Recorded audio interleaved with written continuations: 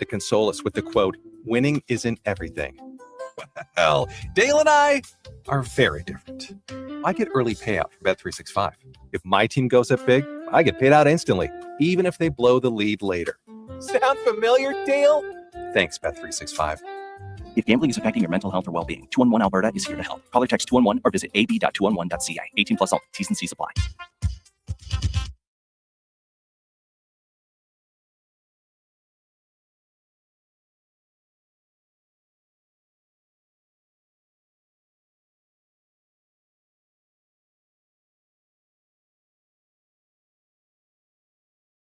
Hi, Sticky. They're breaking down the middle. Here's the Lowdown with Lowetide on Sports 1440. Presented by Wolf GMC Buick. We're making it easy. WolfGMCBuick.com.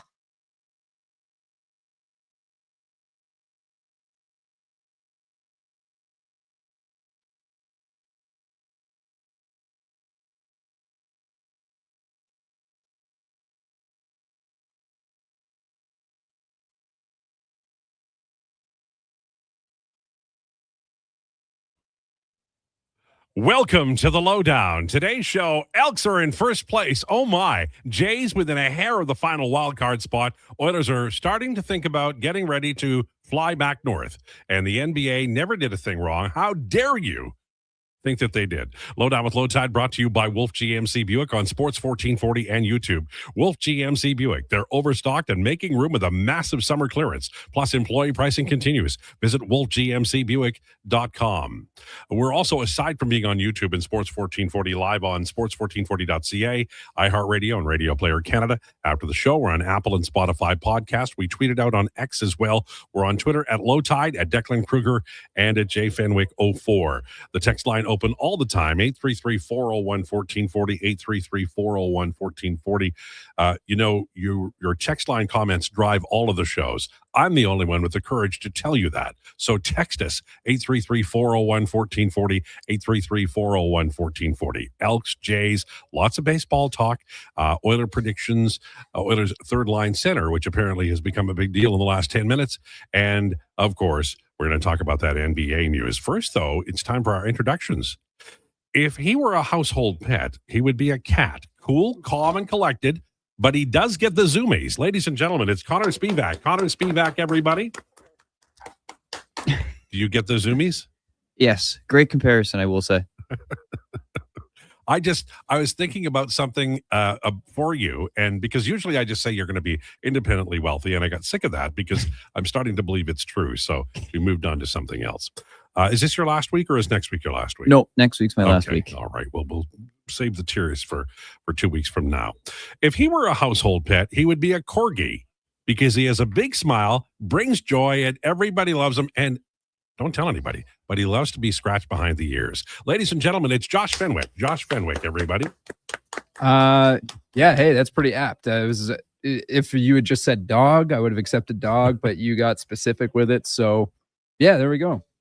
Tell me anybody on planet Earth who doesn't just absolutely melt when they see a corgi. I couldn't tell you one because I want a corgi bad. Yeah.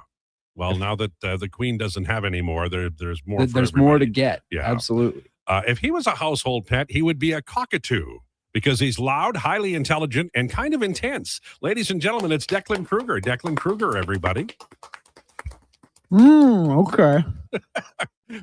What's wrong with being a cockatoo? That's the coolest of the bunch. No, nothing.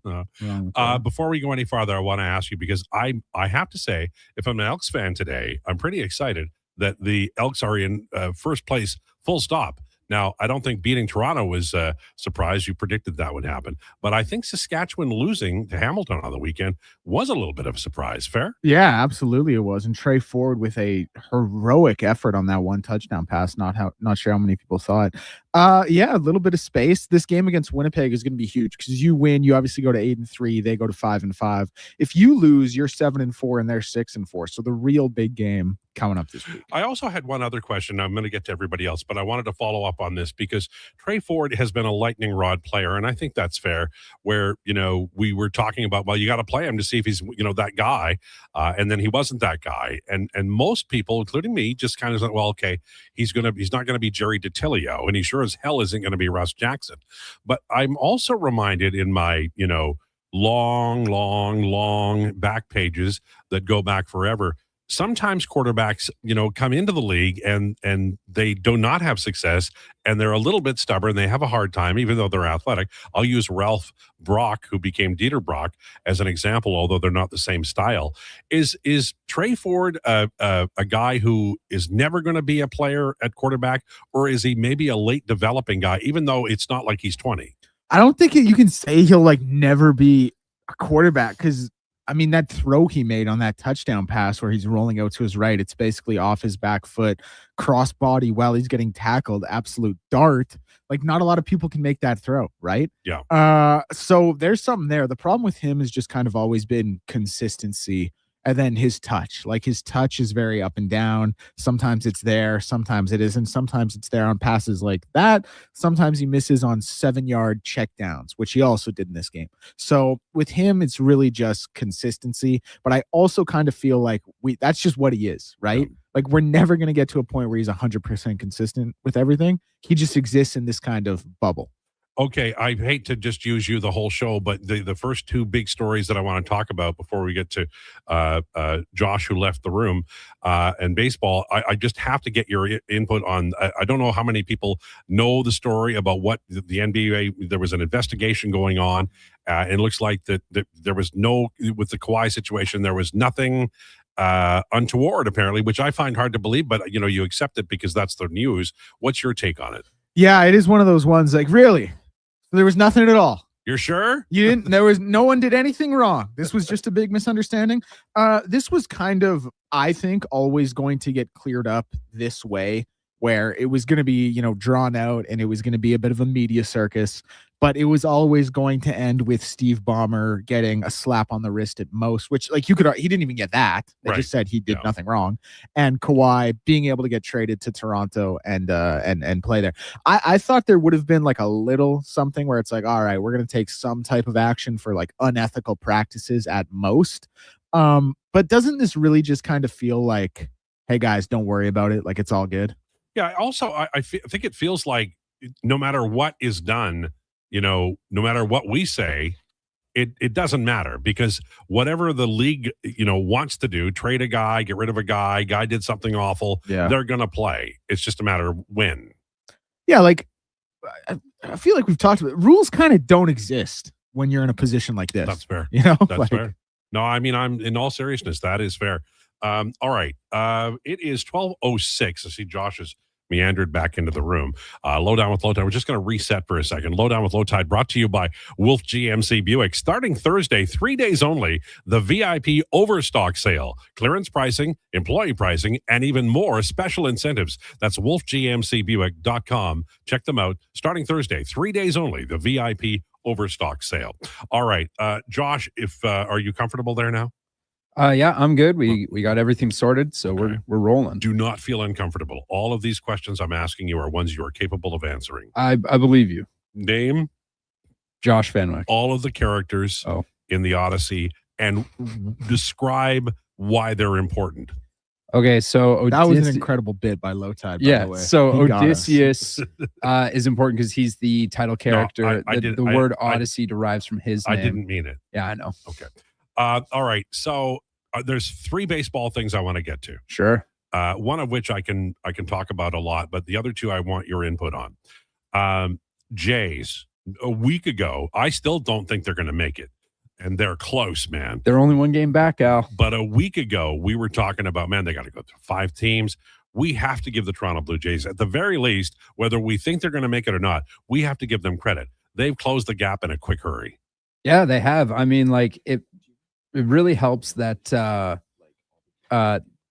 Jays as an organization just like absolutely hate the New York Yankees. Yeah. So they sort of put on their A game there. Obviously, I had in my personal opinion, very nice soliloquy about how I thought Garrett Cole was a mentally weak pitcher. I remember And that. then in the 6th inning, he gives up 1 hit, and then he ends up, they only had a 1-run lead. It was 1-0.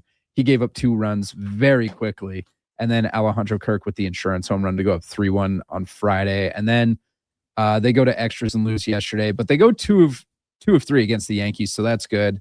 The Rays dropping some games to the Orioles. Yeah. So And now the Orioles have the wild card spot. That's week. right. Yeah. So is this the Orioles are actually really good, or is this maybe the Rays are falling off a little bit? Maybe they're losing a little bit of legs. Who knows? But they're about to go into a 3-game set against them, and then they're in New York after the fact. So getting New York 2 times in a week is huge because they just can't hit. And Schlittler still has yet to get a win against the Toronto Blue Jays in his career. So there's that. If you go up against him, then maybe you sort of own he's him. their best pitcher. He is their best pitcher, and he just can't get it done against the Jays so far. He pitched well. They couldn't do they lost in the bullpen. The other thing I want to talk about, there's 2 other things. The Jays are just a big story. They are. That entire wild card race is just nuts. The wild card race made baseball more interesting. I was not in favor of it. I also hated the DH. May have been wrong about both. We'll just move on because I don't like to talk about how wrong I am. Also wanted to talk a little bit about, I don't know how many of you guys remember me talking about when the Dodgers traded for Tariq Skubal. I said, don't look now, but their bats are dying. Teoscar Hernandez is not playing well. They've got a lot of, just dead spots. And as it turns out, Will Smith got hurt, and so did Rushing, the young catcher, and that's a complete dead spot. But they've got a lot of spots in that lineup that are not doing well. They have tremendous young talent. They can call up all kinds of players from the minor leagues. But I go back to the trade deadline, and along with getting Skubal, it might have been a point or an idea for the Dodgers to get a bat because guess what? They're not playing well at all. No, not in the slightest.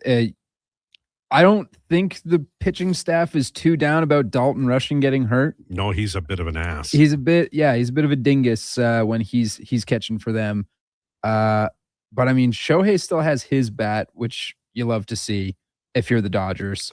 But we've known this about Mookie Betts for a while now, is that he is on the decline. He did have that illness, whatever it was, 2 seasons ago. He lost so much weight. Lost so much weight, and then his OPS has just taken a nosedive the next 2 seasons. So that's not particularly ideal. But there is problems with this team. They're still very good defensively, except they dropped 6 in a row and then they won 1, right? And then it's not been a pretty sight for the Dodgers in LA, to the point where now people aren't showing up in the stands. Yeah, I know, which is nuts because they're still 6 games ahead of everybody else. They're a dynasty team. They've won 2 in a row, World Series, and are probably going to win a 3rd one. But I still think they should have made a trade for a bat at the deadline.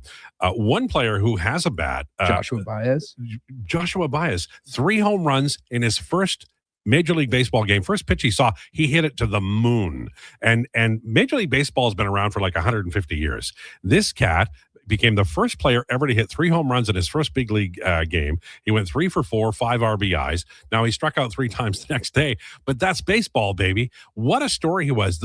I was watching the game and I was sort of aware he was coming up, but I didn't know it was him. And he hit the ball so far, I was just in shock. The Cardinals have not been good for some time, but they've had a pretty good year, and a lot of it has been helped by young players. JJ Weatherholt, Jordan Walker finally got better. There's some really good young talent there, but this Baez kid, he's on another level. I mean, yeah, he gets to stay on the roster until the end of the season with 3 home run outing in your first time in MLB history. That has happened, by the way. The major leagues have been around for over 100 years. The National League has been around longer than the major leagues of baseball. Apologies. And that's the first time someone in their debut has had 3 home runs. Mm-hmm. And he did it in 3 straight plate appearances. Crazy. And then he flew out on his 4th at bat. But I was at the Elks game when this was going on, because it was a matinee affair. Yeah. And I was like, oh. They're like, oh, he's got 2 home runs. Oh, that's great. And then, new MLB record. He's crazy. And yeah, he was launching them 450 feet, man, in your first pitch. By the way, I mentioned that it was the first time ever in baseball history. Oh, sorry. And that it had my apologies. My apologies. That's okay. I know you're busy over there. All right. One final question for the 2 of you. I'll start with Declan, since you're probably tired. while Sure. I'm talking and going to the bathroom. I told you guys preseason games matter, and Tom Brady came out on my side this weekend and called out players for not playing in preseason games. Did you see that, Declan? Did you? Yeah, we never said it didn't matter. Yeah, it matters. Yeah, we never said it didn't. This matter totally matters. Changing your tune now, aren't you? We said it was important to get You those. never game said it reps, was so important. You said it You was. don't no, listen very well, No, do you? He just repeated what I just said about Baez in the first time ever and the 150. I know years that of was a baseball. bad look for Josh. Yes, Yeah. that was a Don't- very bad look. For I'm me. We grouping get you it. both in on the same. And Well, I'll throw me I'm in there. I don't framing listen great. All either. three of us I don't am listen very well. Framing I would agree. the issue. I listen all the time. I'm framing the issue. You're just forgetful. There's a difference. Don't try to turn things around on me. I'll get in my car and drive off, man. We're short staffed. Anyway, what do you think? Brady gave people hell. For sure. You can't go into week 1 of an NFL season with the speed and the physicality that league possesses without having some type of game action to get the cobwebs off. Yeah. You have to be in there doing a little something. You can't just do, walkthroughs with the Guardian cap and light practices. You have to actually, now you can't be taking hits the way Jackson Dart was, Yeah, that was but you got to be in concussion, there. boy. Holy cow. I saw a really crazy stat, like 43% of the games he's played in the NFL, preseason included, he's gone into the medical tent. That's shocking. Well, there are players in the world who don't know how to protect themselves, and he might be one of them. That's now his offensive line doesn't help him out, but that's definitely a fair way to categorize him. I don't know if he doesn't know how to protect himself. I just don't think he cares. I think he's Well, like, then he's I bad. gotta put my body on the line. I don't know. For the boys. I kind of agree with Lowetide. Like, I honestly don't think he has the awareness or presence to know how to protect himself. It happens. Like, guys they're so gifted. They get to pros and they don't, like Tom Pody didn't know how to check because he always had the puck in college and in high school. And then he came to the NHL and he had no idea how to cover. And that happens. Now, in quarterback, you better learn how to look after yourself because you're going to get hammered. Do you guys understand a thing about cricket? It's on TV right now. Like, not a lick. I would like to learn it, but it seems like the most confusing sport to learn. Well, it's just that the people do stuff and then a piece of lumber falls over and everybody gets excited. Yeah, you guys ever seen the Fantastic Mr. Fox movie? No. Okay, so they play this thing called Whack Bat. Yeah. And it's basically cricket, except like they explain the rules to it really quick. And like it's just a still, and there's arrows pointing from here to there, and you're just like, what is going on right now? And they talk faster and faster. It takes like 30 seconds. I think there's like 90 rules.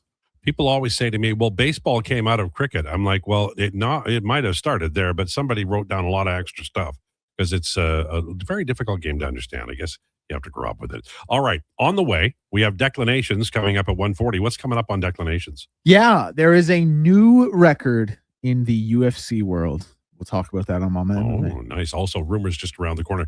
This is the Lowdown with Lowetide for Wolf GMC Buick. Starting Thursday, 3 days only, the VIP overstock sale, clearance pricing, employee pricing, and even more special incentives. WolfGMCBuick.com. You don't just need property services, you need problems handled. HireGood provides cleanup, debris removal, site monitoring, and safety attendance across Edmonton. We reduce issues on your property, keep spaces safe, and take pressure off your team. We resolve real problems for businesses while creating real impact because our team is built on second chances and they show up every day ready to prove it. Visit hiregood.ca or call and mention Jason Krueger for a first-time discount. HireGood. Stable jobs create stable lives. Need an excuse to upgrade your ride? Well, we got a few to share.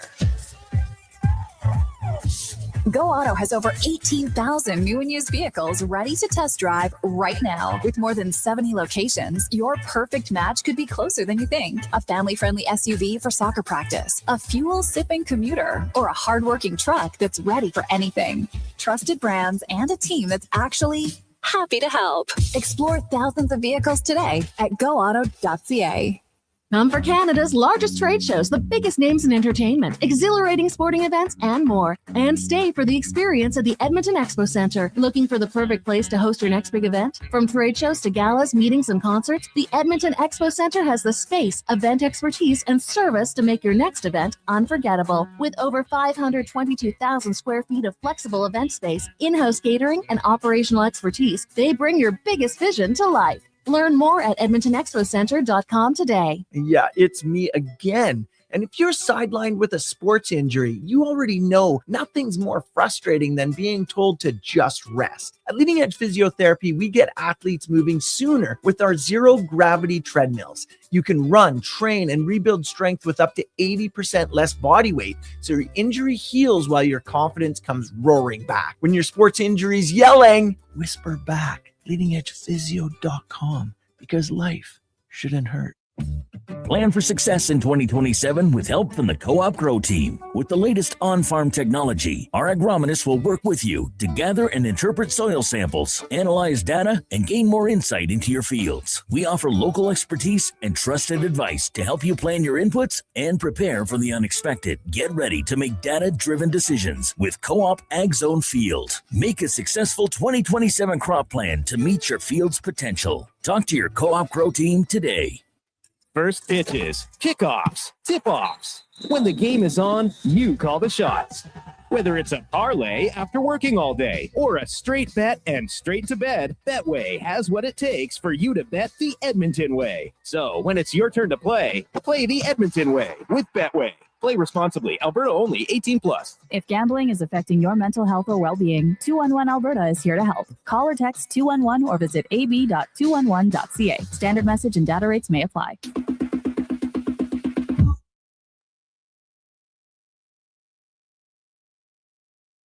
The Lowdown with Lowetide on Sports 1440. Author, musical connoisseur, sports know-it-all. Yes, a man for all seasons. Presented by Wolf GMC Buick. We're making it easy. WolfGMCBuick.com.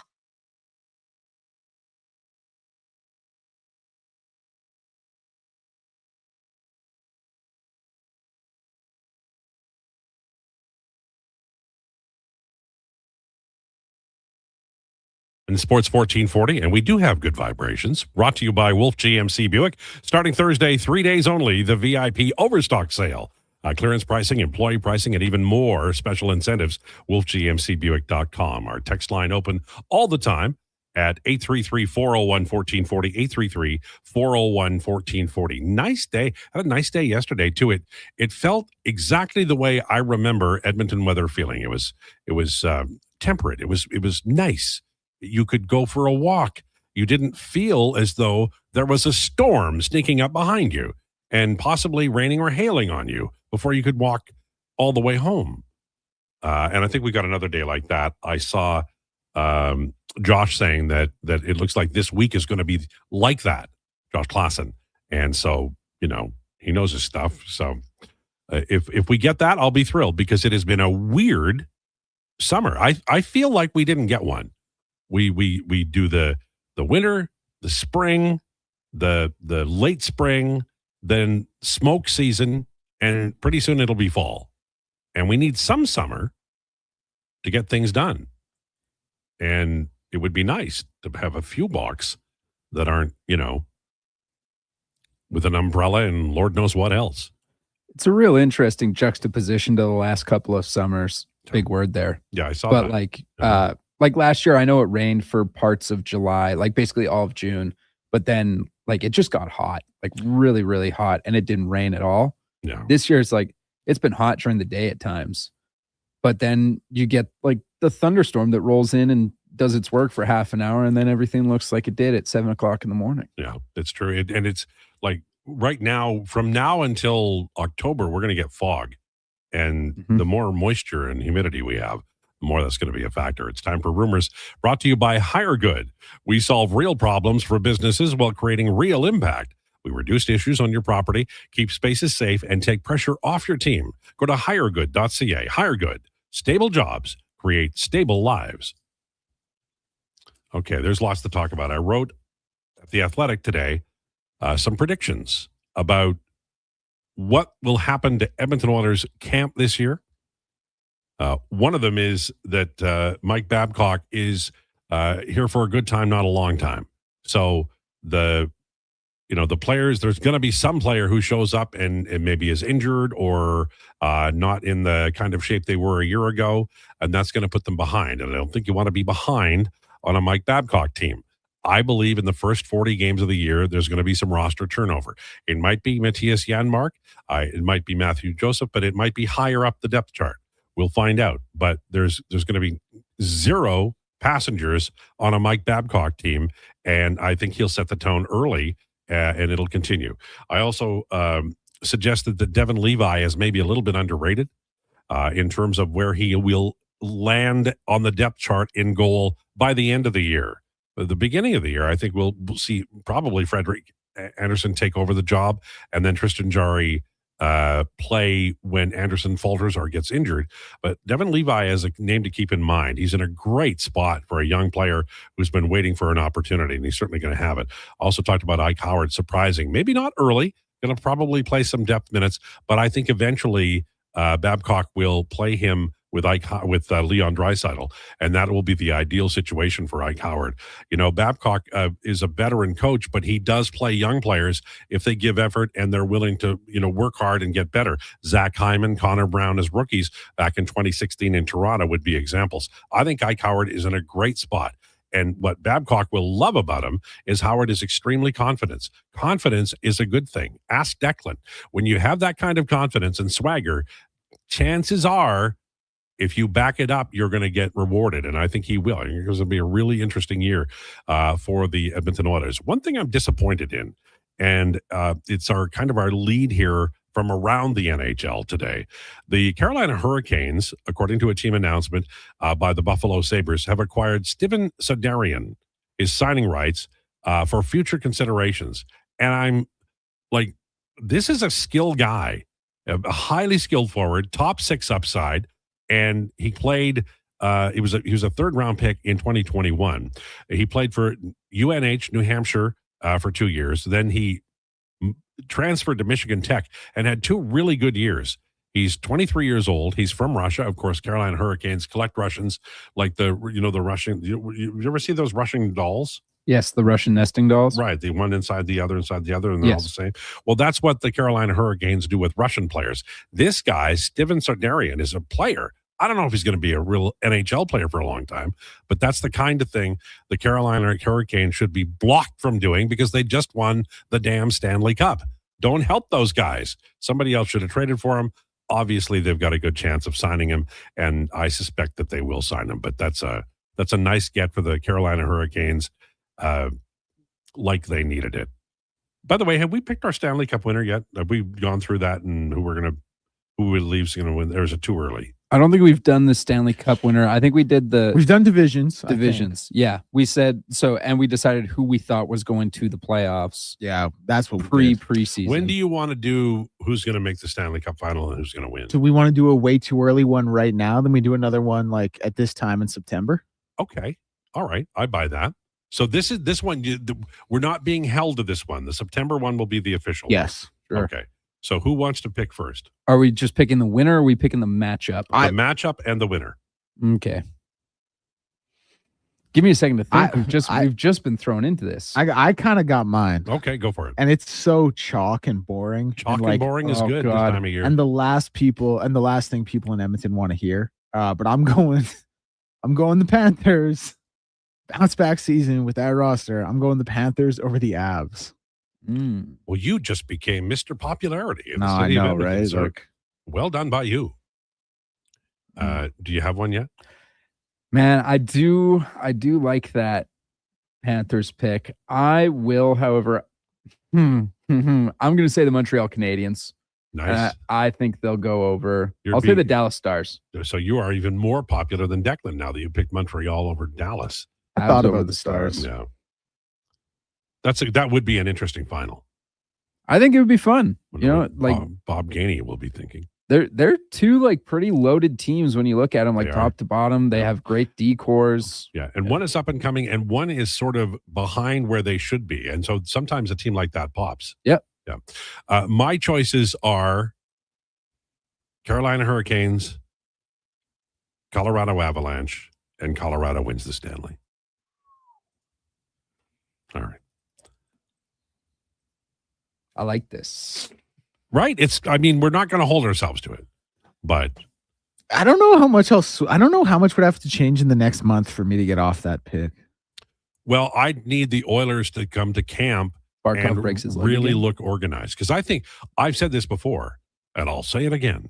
I think that the you know how the range of possibilities really the last few years has been pretty small. Oilers going to finish in the top 2, maybe win the division, maybe go to the Stanley Cup final, maybe win the final. That's been like that since 23, so 4 years. And they went to the final twice, lost twice.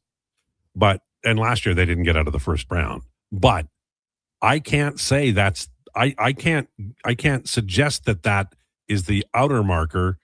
Like, I don't know that they're going to make the final, but I also think that there's a possibility Mike Babcock isn't the coach come springtime. The range of possibilities is so large. They could win the Stanley Cup, for crying out loud. They got McDavid, Draisaitl, but they got some real problems as well. And when Mike Babcock says, I'm going to play McDavid and Draisaitl together, Josh Brown could make the team, that tells me he doesn't know this roster well. That might take a month to figure out. In that month, if things go sideways, one never knows. It's going to be a fascinating year. Buckle up, hold on to your ass, and don't sleep in, because this stuff is going to happen lickety split when Babcock is like he's here, but when he's got the team in front of him, and he's probably going to spend a lot of time about what the players are going to learn in Bakersfield, because there's going to be some recalls. I will say this might be the most interesting coach the Oilers have had since Craig McTavish, who was the most interesting coach the Oilers have had since Glenn Sather. Babcock is an interesting guy. He's not a cookie cutter. He's not a guy who follows everybody else's rules. And, he has, I will say this now, he has 3 guys that can go to the press box every night. Don't expect the same 3 guys in the press box every night. Although there is a small possibility that one guy makes the team and doesn't actually play. Going to be I was going to say fun, but I think it could be not fun for somebody, but I think it is going to be a very interesting year. Do you think, either of you, the Edmonton Oilers can win the Stanley Cup this year? I mean, yeah, that's the thing about sports, is anything can happen. Obviously, they've been to the Stanley Cup Finals 2 times in 3 years. Mm-hmm. They got to Game 7 one year. They have Connor McDavid, the best player on the planet. They have Leon Draisaitl, top 5 player on the planet. Like, anything is possible with that. Yeah, like they exist in the window, surely. I will say, like, we keep talking about the 24 and 25 now. Like, this is a different team. This is a way different team. Right? Like, they've got young people marbled into the roster. Yeah, like we talk about, we talk about that, how recent it was, and they just did it. Like, but look at how different the roster is. Yeah, it's true. And like, the core has changed. Yeah. And they're a lot older now too. A lot of the key impact players from that 24-25 years, like a lot. Yeah. Nuge is the one that I think about a lot. Like, best thing for Nuge is he plays soft minutes, third line. Jason Dickinson takes over a lot of the heat, as do Draisaitl and McDavid. That's the best thing for Nugent Hopkins. Mm-hmm. He never got it in 2011. He immediately had to play the tough minutes. If he played the soft parade and Babcock can line match, he could have a big year. All right, I need to move on. Is that okay? Oh, yeah, knock yourself Let's out. talk about the Philadelphia Eagles. Okay. I'm not happy because you guys have made me miserable about the quarterbacking situation. And I love Howie. Howie always has something in the background that he's working on, and it ends up being a big solution. When they got, Jalen Hurts was drafted in the 2nd round. That sounds right. But they still had, they had their young, up-and-coming, brilliant starter, and they still went and drafted the guy. So I need you guys to riddle me something I can hope for and dream on. Who's the next quarterback in Philadelphia, and when does he come? Tommy Cutlets. Tommy DeVito? No? I mean, Jalen Hurts was taken in the 2nd round, right? Just so you know. Yeah. That is a great question. Maybe JJ McCarthy. What? I think there's a world where the Vikings You're going to have to talk to him. I think there's a world where the Vikings trade. He's no good. Yeah, I know, but maybe the Eagles think they could fix him. He does nothing better than Jalen Hurts. But maybe the Eagles think they can fix him. Why are they taking a chance on him when they have Jalen Hurts? Why can't we have nice things? Like, explain the logic to me behind that. All right, listen. Okay, so maybe they trade for him this year and he doesn't become the starter immediately. They're not like, oh, he's replacing Jalen Hurts. Jalen Hurts isn't 35. I know, but maybe they just want to get off the Jalen Hurts situation for JJ McCarthy. You never know. I know. I was just throwing it out there. I was just throwing it out there. I'm not adhering to this. I disagree. Baker Mayfield last year of his just deal. so we're clear, Yeah. everybody who misunderstands the voices and what they're saying, Declan says, Yeah, like the Declan was Eagles arguing are with himself trading- that whole time. Declan says the Eagles are trading for McCarthy. That's what I heard. No, everyone who No, that was mixes up Josh me that and said Josh. Yeah, But because we're not Are you doing sure? more realistically, Baker's on the last year of his deal. Mm-hmm. Maybe he goes over to Philly after this season. Maybe there's a little bit of bad blood between him Can't and we have a Tampa. tall quarterback? Can't we? No. Jalen Hurts isn't short. That's what I mean. Replace 6'3". Jalen Hurts with somebody who can like- throw Oh, 6'1". over the lineman. As much as I rip on Jalen Hurts, he is not bad enough. Like, I would never consider a lateral move. Like, you better be absolutely 100% certain the I guy you're appreciate bringing you in saying is better. You've talked me down from the ledge there. That was nice of him. It's very nice of you. I appreciate it very much. Okay, I'm going to give you guys 5 minutes to explain to me what the hell is going on with Kawhi Leonard and the fact that they have this investigation. It looks pretty damning, and then all of a sudden it's like everybody's fine. What were you talking about? It's like it vanished. Like I feel like I'm watching The Usual Suspects. Yeah, all right. So here's in my brain what happened. There's probably a little wink, wink, nudge, nudge, greasing of the palms. You don't say. Hey, maybe you just want to forget all about this, but you can't really forget all about it because it's a big deal. So they're just like, we can't find any evidence. Guess who found evidence? Pablo Torre. Pablo Torre found evidence, some pretty damning evidence of cap circumvention. Fortunately, he's not a well-known reporter, so nobody found out. He did. He definitely didn't win the Pulitzer for investigative journalism or anything like that. But the law firm of Watchtel, Lipton, Rosen, and Cates or Katz are like, oh, guys, we couldn't find any of this. Now, it's still possible that this is going to go to arbitration because as the NBA has found no evidence of cap circumvention. Is the NBA happy about this? I think they're happy to keep Kawhi Leonard around in the game. I don't know if 28 other franchises in the league are happy about it, but I know the Clippers are happy about it, and I know the Raptors are happy about it because this means they're one step closer to being able to finally complete this trade for Kawhi Leonard. How good are the Raps with Kawhi? The Raptors are really good. Hold on, this is just coming down the hall. This is a thing from TSN that Connor gave me. This is a statement from Mike Bass, the NBA Chief Communications Officer. ESPN's article regarding the LA Clippers investigation, for which the NBA declined to cooperate, contains numerous and significant inaccuracies. The result in this matter will be made clear once the investigation is concluded. So never mind. What we know is nothing. Because what the hell is going on out here? Because allegedly there are multiple inaccuracies. There are none that are pointed out in the exact. So TSN reported it, and now they're retracting. Well, yeah. Are they owned by ESPN? I don't know. I have no idea. So ESPN is the one that posted the article. Okay, so then ESPN's reporting is incorrect. Don Van Natta Jr., Baxter Holmes, and Roman Shelburne wrote this article. And now TSN, via the NBA's chief communications officer, is saying there are multiple inaccuracies because the NBA did not cooperate with the writing of this artitel. Does that sound right? Every day I come in here and I assume I don't know what I'm talking about, but everybody else does. Apparently, I'm incorrect. Well, hey, I thought I knew what I was talking about too, but apparently it's not your fault. No, it's the people at ESPN. So apparently, we know nothing. Everything is the exact same as it was beforehand. So just so I'm straight here, what we found out this morning, there was no wrongdoing. We put that aside now? I think we have to put that aside because I will go and look and see if there's a whole statement put out or if that's just like the little cookie cutter statement out of a larger one. But they might have been like they might have just come up with this whole nope, they've found no evidence of Ballmer funneling money. And the NBA is like, whoa. Who told you this? Declan, your thoughts? Yeah, like I just find it really hard to believe nothing was wrong. Nothing wrong was done at all. Like it's just, hey, it's all completely good. Turns out this was just a big rumor and a big misunderstanding this whole time. Like that seems a little bit crazy to me. I don't know. What can I do? They've made their decision. They've done their investigation. It's going to proceed as it's going to proceed, which is going to be as if nothing has happened. So what do you do?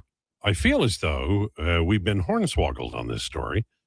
And I also feel like people who collect stamps are probably better off than following sports. It is so confusing. This whole thing is like this thing had legs. It's been reported for what, 4 hours now? Well, this article, yeah. And this has been going on. I think news broke 11 months ago. Yeah, but the today's news drop had legs. We were all talking about it. Yeah. And now, as it turns out, it's not accurate. It's not correct. As of 11:23 a.m. Eastern time. When I'm going to chalk this up to a reporter not knowing the legalese. That does happen, and it makes the most sense from here. And we'll just have to wait and see. I mean, there's nothing we can do about it.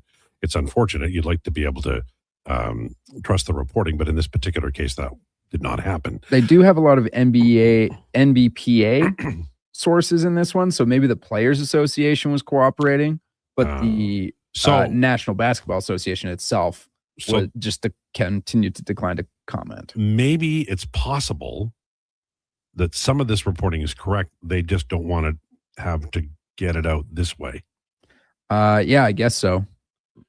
But then how, like, then when does it come out? We're just parsing, you know. I think we have to wait for the NBA itself to release an official statement, and we can't wait for we can't take anyone else's word for it. Well, for what the outcome of this has been. So one final question, and then I'll get off of this, I promise. Does that mean Kawhi's still not tradable to Toronto? Well, technically Kawhi is the trade is pending to Toronto because the NBA came to the Raptors and said, listen, we can put this trade through right now and he can be a Raptor, but you will suffer any consequences like regarding Kawhi Leonard.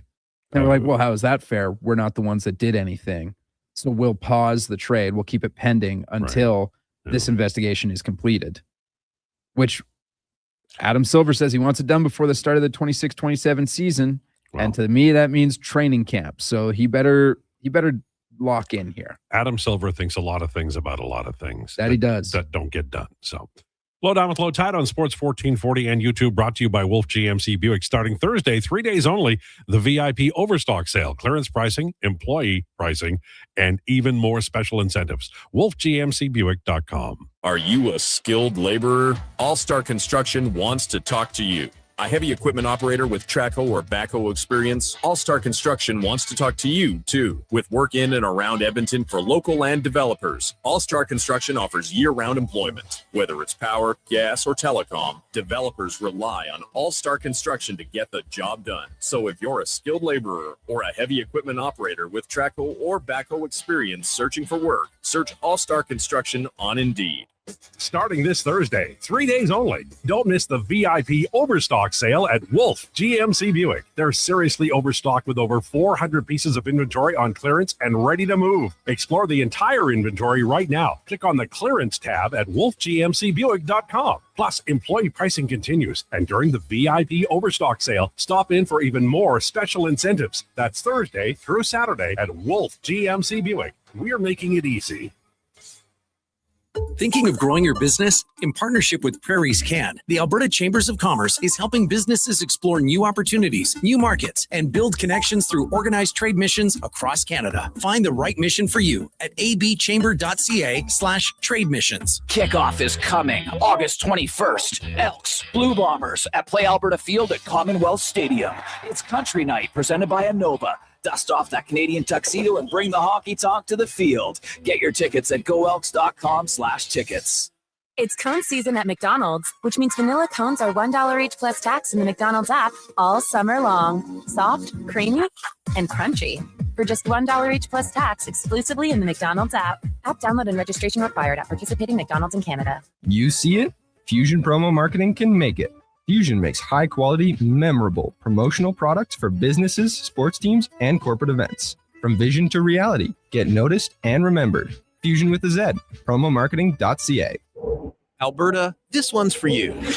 Around here, trust takes a few winters. It's why players have known Jackpot City since 1998.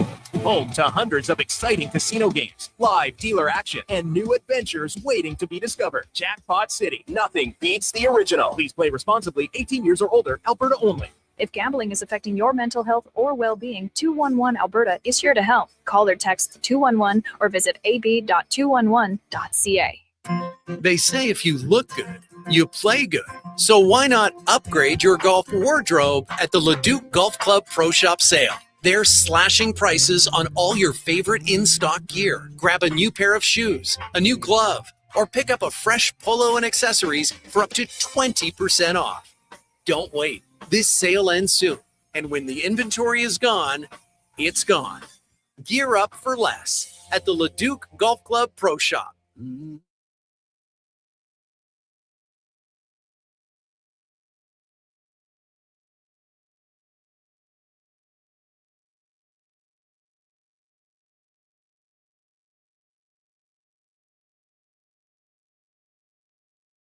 You need the lowdown? It's with Lowetide right now on Sports 1440. Presented by Wolf GMC Buick. We're making it easy. WolfGMCBuick.com.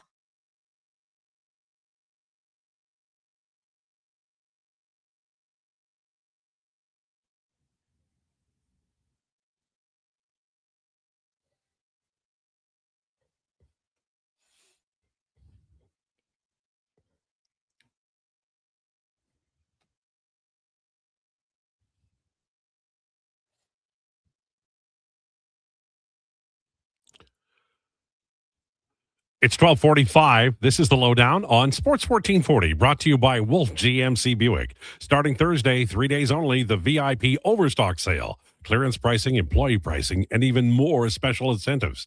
WolfGMCBuick.com. Who sang that song, sir? The vocals were Alessia Cara. The beat there was from the DJ Zed. Okay, well, Alessia Cara has a beautiful voice. I think she's Canadian as well. Is she successful? She should be. She's moderately successful. C-lister, I would say. Okay, well, she needs to be an A-lister. Could Maybe you get B. on that? Maybe You know? B. Hey, I B said minus. A. You need an A. She's got a lovely voice. Very unusual. LT, there's a few of us Aqua Velva users nodded at your Lombardi reference. What the hell is going on out here? If you ever watch the old NFL films, I giggle like an idiot when I watch them. Hank Stram, who was wearing a hairpiece for the Kansas City Chiefs, is on the sideline, and he's yelling at a player. I think it's a cornerback. He's yelling at the player. The player made a mistake, and Hank Stram needs to yell at him right now. So the play ends, and Hank Stram's going, Larry, Larry, Larry. And the assistant coach goes, it's Doug. He goes, Doug. And it's all on NFL films. Steve Sable, I believe, was the name, and voiced just by the voice of God, the frozen tundra of Lambeau Field. But the fact that they, in the 60s, they were miking up coaches, and they have that, shows you the NFL, despite a lot of things that are you know, I mean, I think their rules are just ridiculous. The NFL had so much foresight, and baseball doesn't have that. They don't have Bob Gibson telling Tim McCarver to sit the hell down behind the plate and wait for the next pitch. But the NFL does have that. It's pretty cool. Okay. Tiger says that, did you not show up for work Saturday? There was no Triple S on Saturday. It's dead. Okay. All right. It's officially over. Because you didn't show up for work Thursday. I was here on Thursday. Well, Wednesday. I was late on Wednesday. No, there was some day you weren't I here. wasn't here on Monday. Okay, that's what it was. But you had a good reason. You got a yes, I did. I did have a good reason. Truancy officer sent the note, and it was fine. That's right. Yeah, I got an officer's note. Yes, well, and you should. That was pretty scary stuff. You know, when you think back on that, one of those things where you're glad your parents could come and get you. Yeah, bless up for my parents. Very lucky to have them. Absolutely. Release the Kawhi files. I hope we don't get into that. Like, I hope it doesn't become a thing. You know how sometimes something that's one thing becomes another thing, and then it's like 2 years later. I've had enough of the 2 years later ones. Could we just get, like, have a story, have it run, and then it be done? We don't need to have a little jogathon off the main drag. And it feels like this might be it. The story can be done when their investigation is done, because then it won't be brought up anymore. The final words will have been said. Madeline Leduc, the league is run by lawyers. The investigation was run by lawyers. Well, it's obvious to everyone, common sense, lawyers, nothing can be proved, Madeline Leduc. Well, I think the billable hours are going to be pretty high, and that helps somebody. Don't know who. Jeff says, I can't believe Josh picked Florida to win.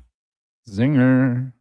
Picked Montreal, didn't you? Yeah, the joke was that me and Dex sound the same, so he said that's why he has the see. winking emoji. Joke, everyone. Like the listeners, you guys are comedy geniuses. All of you. My goodness. Richard Pryor, George Carlin, Wait a and minute. our You listeners. can't openly criticize our listeners. No, I'm kidding. All right. See, you're the Okay. one I that actually- makes it funny, though, by reacting this That way. is correct. And I actually do think it is funny how they keep up with the bit, and I do appreciate it. Well, I think it's a good bit. Like, I do actually think It's now funny. a meme, you know. Yes. Gransky says, Lowetide, any comments on the passing of Tommy John?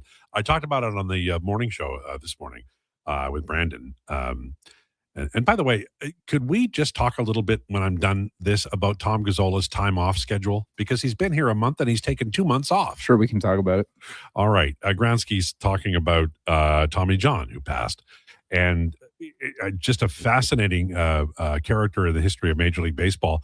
I think sometimes people don't know that he was an excellent pitcher before the surgery, and then again after the surgery. He pitched for very poor teams before he had the TJ, and then afterwards he was on really good teams. But Tommy John was, I think it was 74, and he came back in 76. That's my recollection. It could be wrong by a year or so. But his career was over, and what happened was he had the surgery, and now it's commonplace. Teams, 3 or 4 players on each team would get it done this year. Probably, I mean, I would say there's at least 50, maybe there's 100 Tommy John surgeries. And it basically takes a player and it says your career is over, but we'll do the Tommy John surgery. And 18 months later, they come back not completely whole, but certainly effective enough to pitch in the major leagues, and that's a great thing.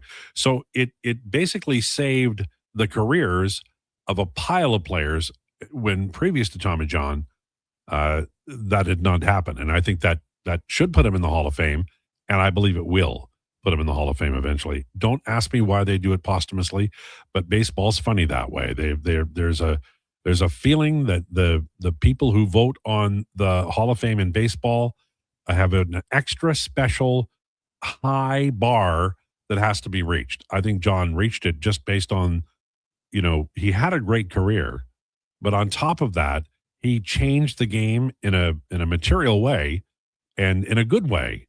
And he should be in the Hall of Fame. It's ridiculous that he isn't. Not my, number one argument with Major League Baseball, but people are mad that the Panthers were talked about as Stanley Cup winners. Wah, wah, wah, wah. Well, only until 2029 when Calgary wins. Correct. Couple more years, man. Count down the days. Yeah, I'm pretty excited. Yeah, I'm I thinking would of be getting too. a celebratory tattoo about it already, honestly. Oh, please do. We should. Please, baby Jesus, get a cellar on your forehead. That would be the way to go. It's going to be Kel McCarr holding up the Stanley Cup in a Flames jersey. That goes so hard. We should work in a bet on this show somehow where if Josh loses, he does in fact have to get that tattoo. I think if Josh loses, he has to surgically alter his voice so he doesn't sound like Declan. They just take my voice box out. Yeah. And I get they one put of in, like, those things Patrick I have to go speak like this. Yeah, those are tragic because if by the time you have to have those, that's a tough thing. Gordon says, LT, I think 1440 should have a policy. If you're under 50, employees can go on holidays every month. Nice. I don't think that'd be very unfair, Gordon D. But when's the last time you took a vacation? I don't know. I was going to day take after one this your year. wedding. That was it. That's the only time. Well, I and think. it was a lovely time. That's good. I'm glad. I was going to. Oh yeah, Gazzola. What the hell? When was his official start day? July 6th, I believe. And he's taken off 3 months since then. 10 business days. Like, do people know the sound of his voice? No. They know what his hair looks like, though, and that's what's really important. And his excuse is now he's at some kind of hockey school in Calgary teaching children. I don't know what would he He's teach tying them? skates, actually. If you listen to and trust Sean Bell, friend of this program. Yeah. When Tom was helping with the last hockey camp, he went to go see him and just run him up in a parking lot.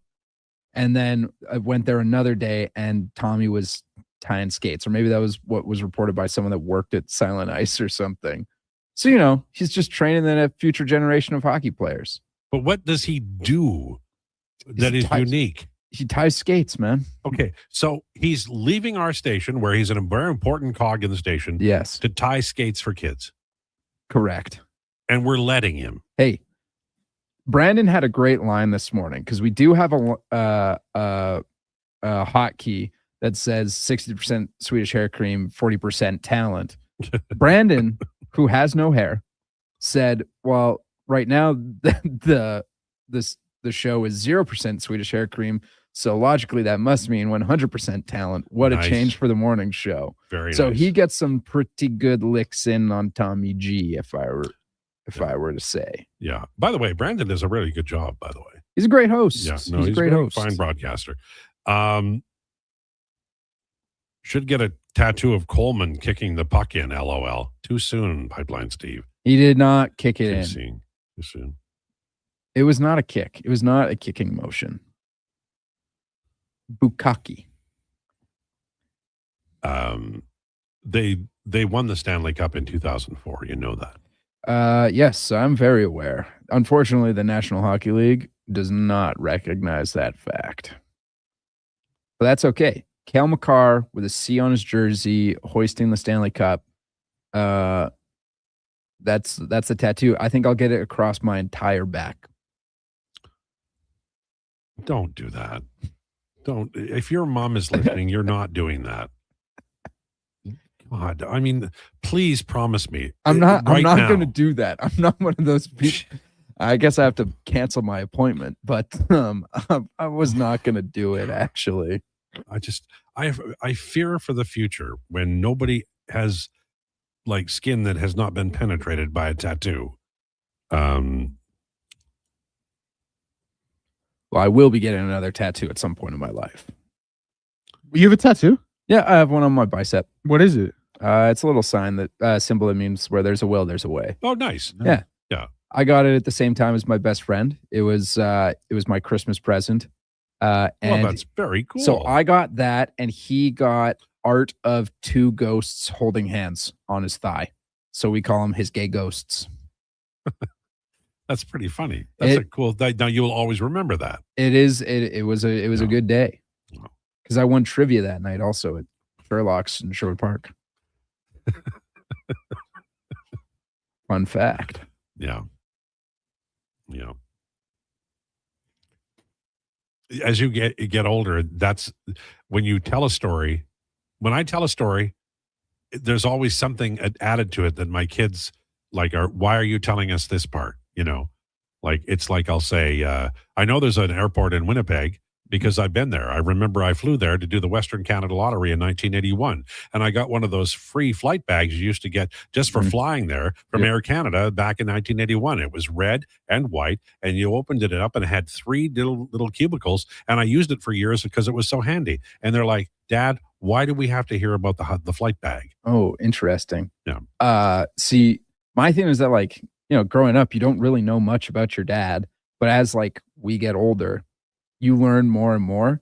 And then when I went to go see the Mammoth game this year with him, just after my birthday, Snapback Sports was there, they're on Twitter and stuff. And they interviewed him because I was like, come on, Dad, you got to do it. You got to do it. I had no idea he was at the 2004 Western Conference Finals. Oh, really? Wow. Yeah. My aunt won the lottery and got 2 tickets and gave them to my dad and uncle. Nice. And they drove up to Calgary, and that's when I learned he was there.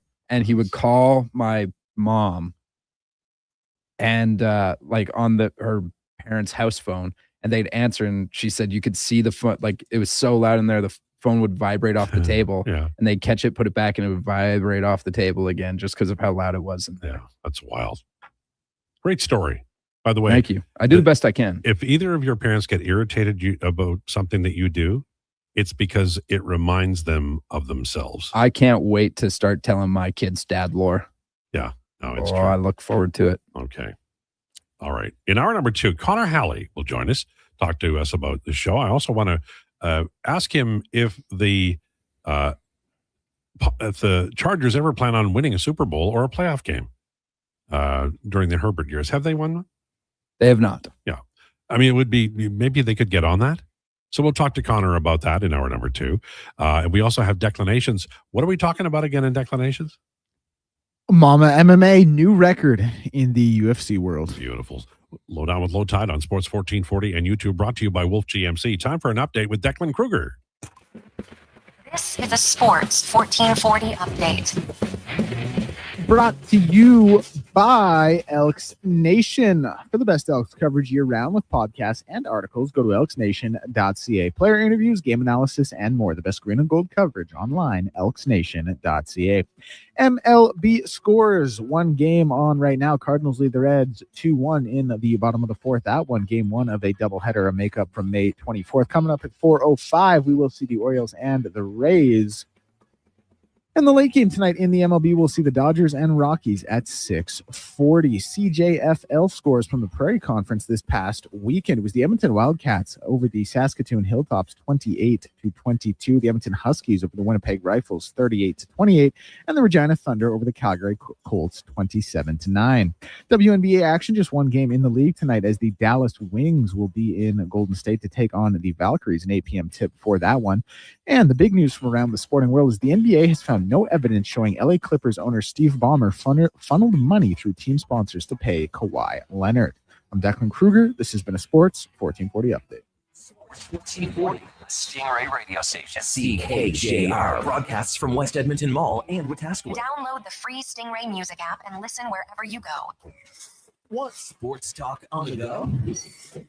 You can listen to 1440 on the AM dial or stream us on your mobile device through apps like Radio Player, iHeart, and Stingray Music. Edmonton sports fans, turn to Sports 1440. 1440. Now's the time to shop with the Bricks 0% event. Get what you need today with absolutely $0 down. Pay nothing with no interest until 2028, or choose 36 equal monthly payments on qualifying purchases. Plus, save up to 25% on living room furniture, up to 20% on dining and bedroom furniture, and up to 40% on select mattresses. Hurry into the Brick today. These incredible offers are only on until August 19th. The Brick, saving you more. The Lawnmower Hospital.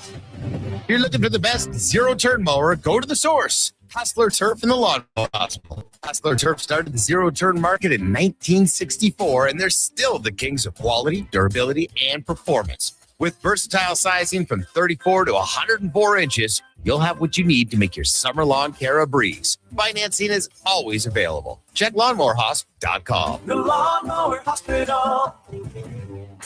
Founded by a former pro motorsports competitor, Evolve Wheels and Tires brings decades of experience in custom wheels, lowering kits, lift kits, and accessories. Visit Evolve Wheels and Tires in West Edmonton, Edmonton's premium wheel specialists. Evolve your ride, evolve your experience.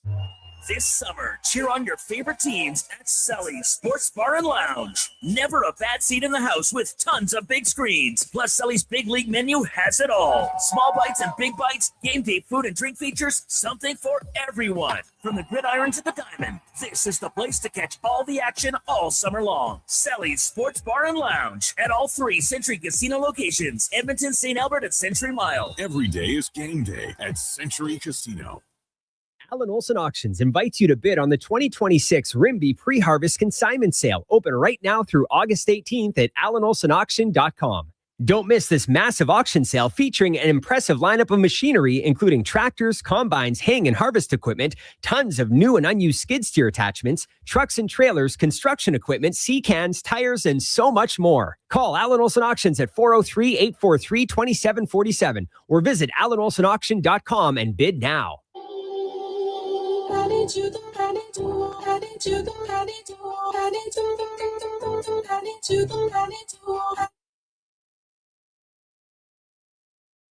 Here's the Lowdown with Lowetide on Sports 1440. Presented by Wolf GMC Buick. We're making it easy. WolfGMCBuick.com.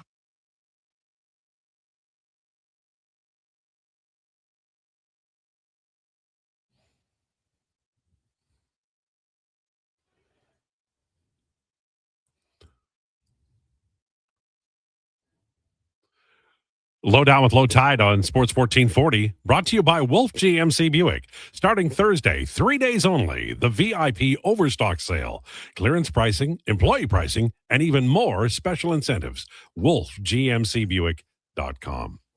All right. Looking forward to the Edmonton Oilers training camp roster, which is coming out. Looking forward to the Elks on Labor Day, and then the return match against Calgary Stampeders. Also looking forward to Blue Jays baseball, which has been kind of dull and dry and disappointing, specifically Vladdy this year. However, right now, things are getting interesting. Vladdy is on the IR with a concussion protocol. I think it's 7 days. And they're winning games, and they're winning games with I was just looking to see like the probable pitchers for the Jays this week. And you tell me, young Josh, how many of these guys going in that you'd put some, put a few units on if you saw them pitching? Soriano against Tampa Bay on Tuesday. Scherzer against Tampa Bay on Wednesday, Bieber on Thursday against the Rays, then Simeon Woods Richardson on Friday, Dylan Cease Saturday, Soriano again Sunday. I think I would probably take both Soriano days and Cease, but I think Cease is dynamite. Yeah. Then it's Scherzer, Bieber, Simeon. I think Simeon Woods Richardson can get some stuff done against the Yankees. Like if they went 1-2 against the Rays, I wouldn't be shocked. I wouldn't be surprised. But Bieber, I know he had that game where he pitched 2/3 of an inning and walked 6 guys, and it was really bad against the Nats. But then he came out and he was really good. Whoever was there playing last week before the Yankees, the Red Sox. He was great against the Red Sox. So I don't think I would mind putting a little something down on him either, but like the Rays are still dicey. I know that I think you have to look at how the Orioles go against them today, but I would never Junior Caminero is too dangerous. Yeah, no, he's grounding out a lot, but he really is something else. I feel like this is there are times in baseball fans' life where the game itself during the late summer and into fall becomes it's you live and breathe and eat baseball. I remember in 80, what the hell year was it? 7. So the Tigers win the World Series in 84. Then the Jays win in 91 and 92. In 87, the Jays with the Jorge Bell, Jesse Ballerfield, Lloyd Mosby, Olerud, that group, Steve Ward, they all were doing real fine. There were like 9 games left, 6 against the Tigers, home and home. They went to Detroit, then they played Milwaukee, and then they went back to Detroit. And they had I'm going to say, with those games left, 9 games, the Jays were up by 5, maybe 4. So anyway, the first 3 games go, and I think Toronto won 2 of 3. So it ends up being 6 or something like that. It just ends up being this crazy amount. And damned if the Tigers didn't catch them and beat them in 87. It was one of the worst beats I've ever seen. And I'm not a Jays fan, but I love Jesse Barfield, and I didn't want them to lose that way. And now the Tigers didn't win in 87. They lost the World Series, but they made it. And that's kind of what I see now. But here's the thing. I can't I'm no expert, but I've watched a lot of baseball, and I can't say I know you're a fan and I want you to cheer, and you cheer like hell, but there's a lot of minutia. There's a lot of stuff around it And I don't think Baltimore is going to win. And Texas just lost. Who did they lose? Let me go to their account or their team pitcher, page. the great pitcher. Yeah, I'm blanking on the name as well. So let me just go to their IL. Jake. Danny Jansen? No. Josh Lund. Jake Leiter. Leiter? No, the starting pitcher, the great starting pitcher. Jacob DeGrom. DeGrom. He's day to day. Right, day to day. Now they lost him, so maybe it's not them, and maybe it is the Jays. But I would not bet cash money on this. That, or maybe that's what everybody's doing, so I should shut my mouth. But I feel like this is too close to call. You to be a sports fan, and people get mad at me when I say this, but it's true. To be a sports fan, you need to have the faith of a child, because logic and reason dictates you should never bet on any of this stuff, and you should never invest your hopes and dreams and your whole life on this stuff. But I do it. If you don't think I get involved in a Stanley Cup final, in 2011 when the Bruins won, I bought U2 tickets. I bought U2 tickets for my whole family. I bought U2 tickets, and I was going to watch Bono sing One, and I was just, that was going to be the highlight. But the Bruins and the Canucks played in the Stanley Cup final that night, so I gave my ticket to my sister-in-law, Elaine, and she went. And I dropped them off, and I picked them up, and I watched the game, and I have no regrets, none, because I got to watch the Bruins. Well, that's good that you had no regrets. I would have loved to have seen, that's a great song, One. You probably haven't heard it. But now you're just like Robin Williams in Good Will Hunting, except you had to go see about the Bruins and not see about a girl. That's very well put. Ed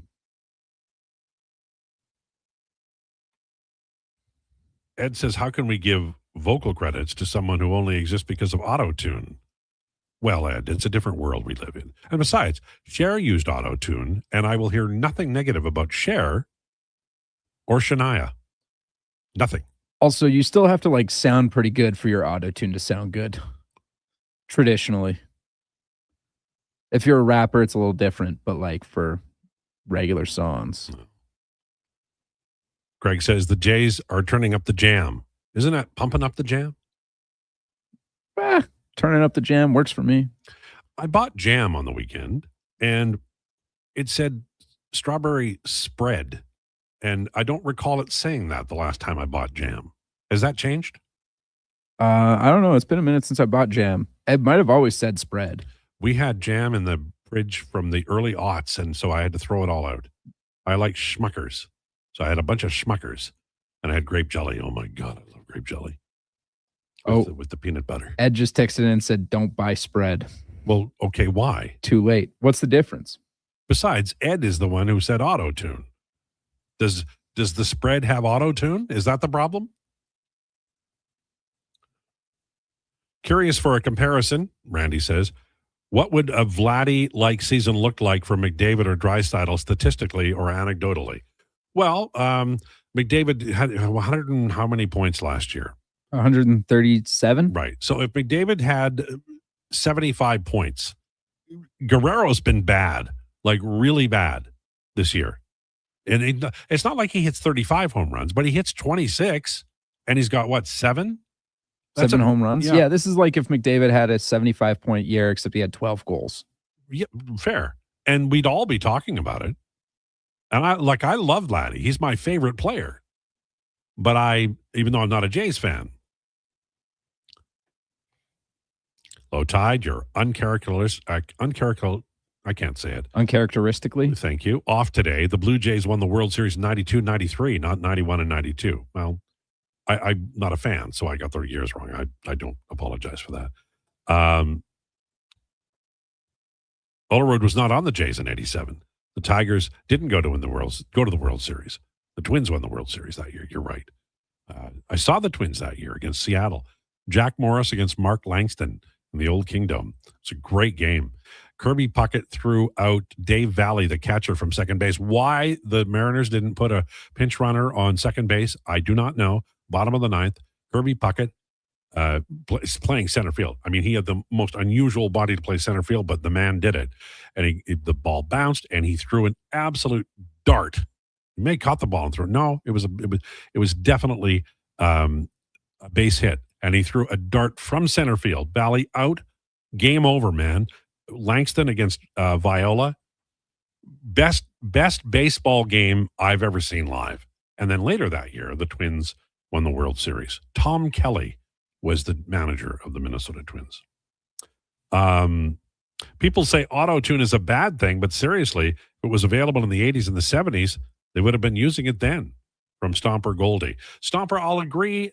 I think you're a wrestling fan, right? Yeah, I'll agree to a certain point, but like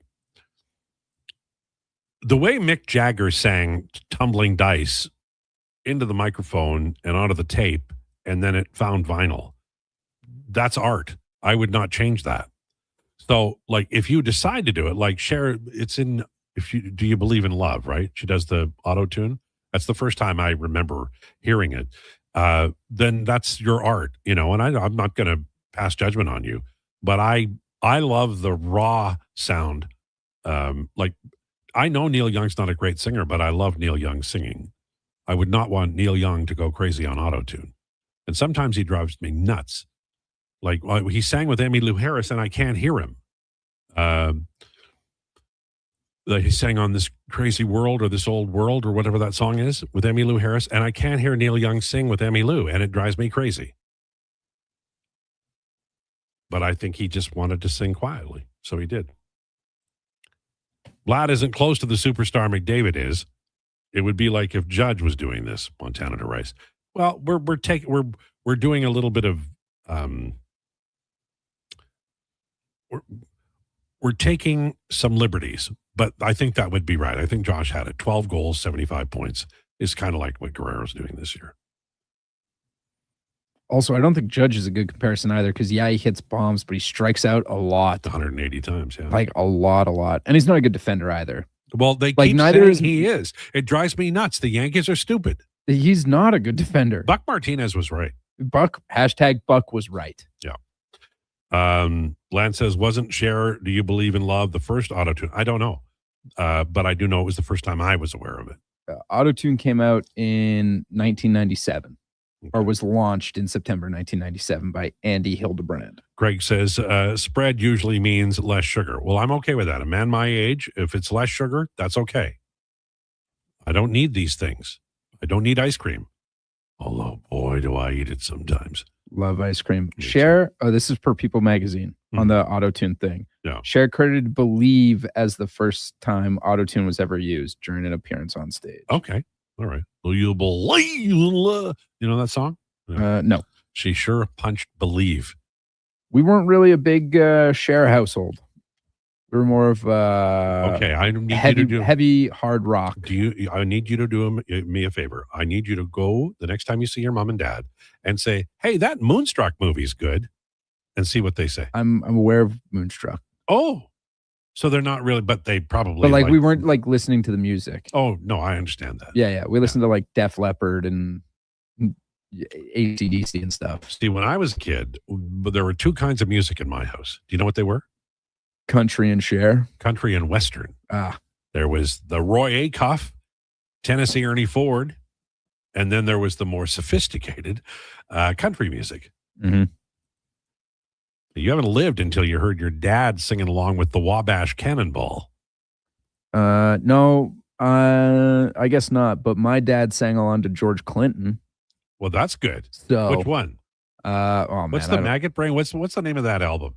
I don't remember. Oh, but I God. remember the CD being in the backseat of his View, and They were always so just being far- blown away because it was like an illustration, and he was sitting on a throne made of snow, and it was pouring snow in this thing, and there's just two girls in bikinis standing next to him as he held a snow-shaped assault rifle, and then that had the Snoop Dogg song on it as well. Maggot Brain is the third studio album by the American funk rock Funkadelic. band. Funkadelic, yeah. Cat great, Dad. Shout out. Thank you. Fantastic. They were so far ahead of their time, they're still ahead of their time. Did you know that? Yeah. True story. Okay, a lot of sports, as you can tell, coming up. Connor Halley will join us. We're going to talk to him about the Elks. We're going to talk about the Chargers. Why can't they win? They got a great quarterback, or is he? So we're going to talk about that, and we'll talk a little Oilers and Elks as well. Lowdown with Lowetide on Sports 1440 and YouTube, brought to you by Wolf GMC Buick. It's dollar drink summer at McDonald's.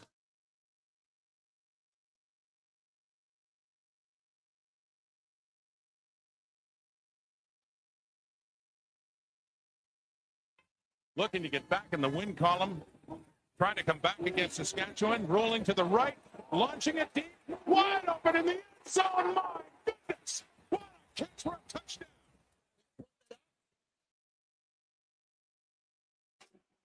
They need 3 scores here. This time the play fake looks inside. It's intercepted. J.J. Ross goes back the other way. Only Jack Kelly can prevent him from scoring. Ross has it, and he is going to score. Edmonton running away with this one.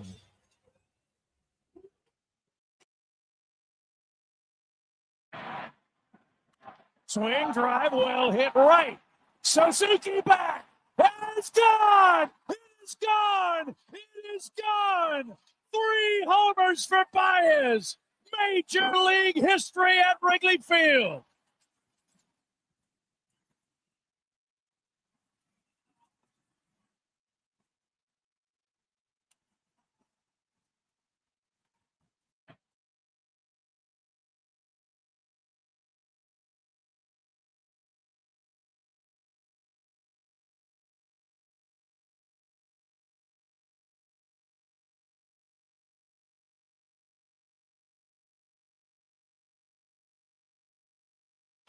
Looking to get back in the win column, trying to come back against Saskatchewan, rolling to the right, launching it deep, wide open in the end zone. My goodness, what a catch for a touchdown.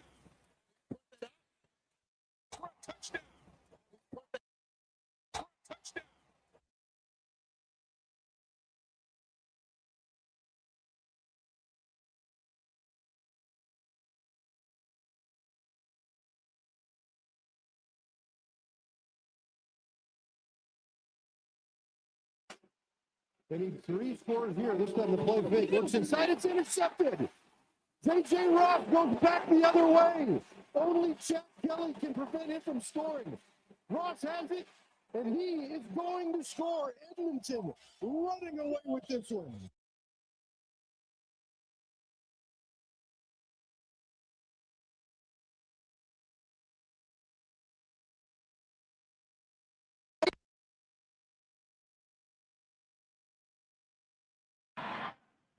Swing drive, well hit right. Suzuki back. It's gone. It's gone. It's gone. 3 homers for Baez. Major League history at Wrigley Field.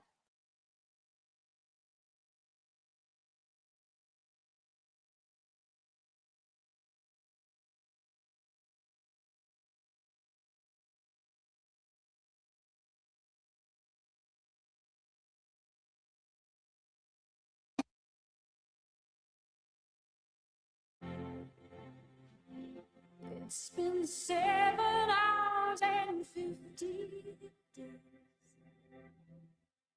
since you took your love away.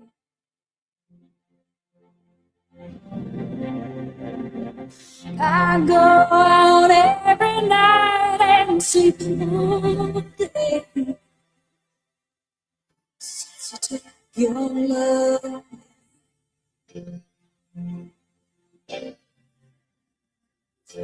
Since you've been gone, I can do whatever I want. I can see whomever I choose.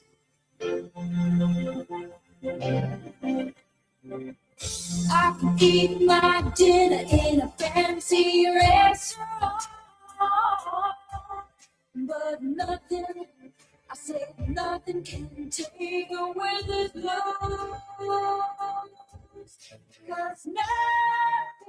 It's the Lowdown on Sports 1440, brought to you by Wolf GMC Buick.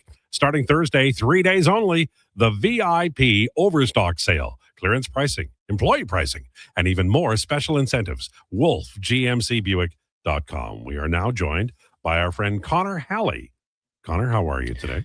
Al, I'm doing good. How are you? I'm good. I need to ask you a question, though. I need to ask you a question. Okay. You are our headliner of the day, brought to you by Faber.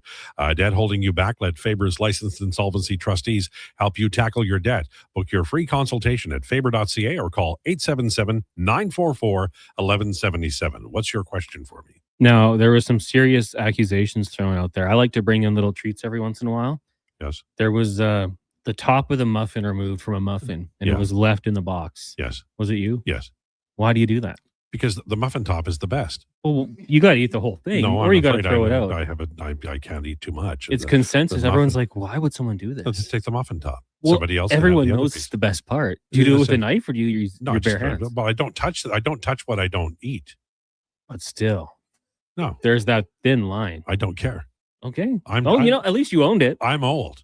I no longer care about others. Just Yeah. me. Well, that's evident. It's all about me with me in mind. Because it happened last week too. Yes, And I did it last week as well. I thought maybe it was Declan. And I'll do it next week. Well, people might step in and move the muffins.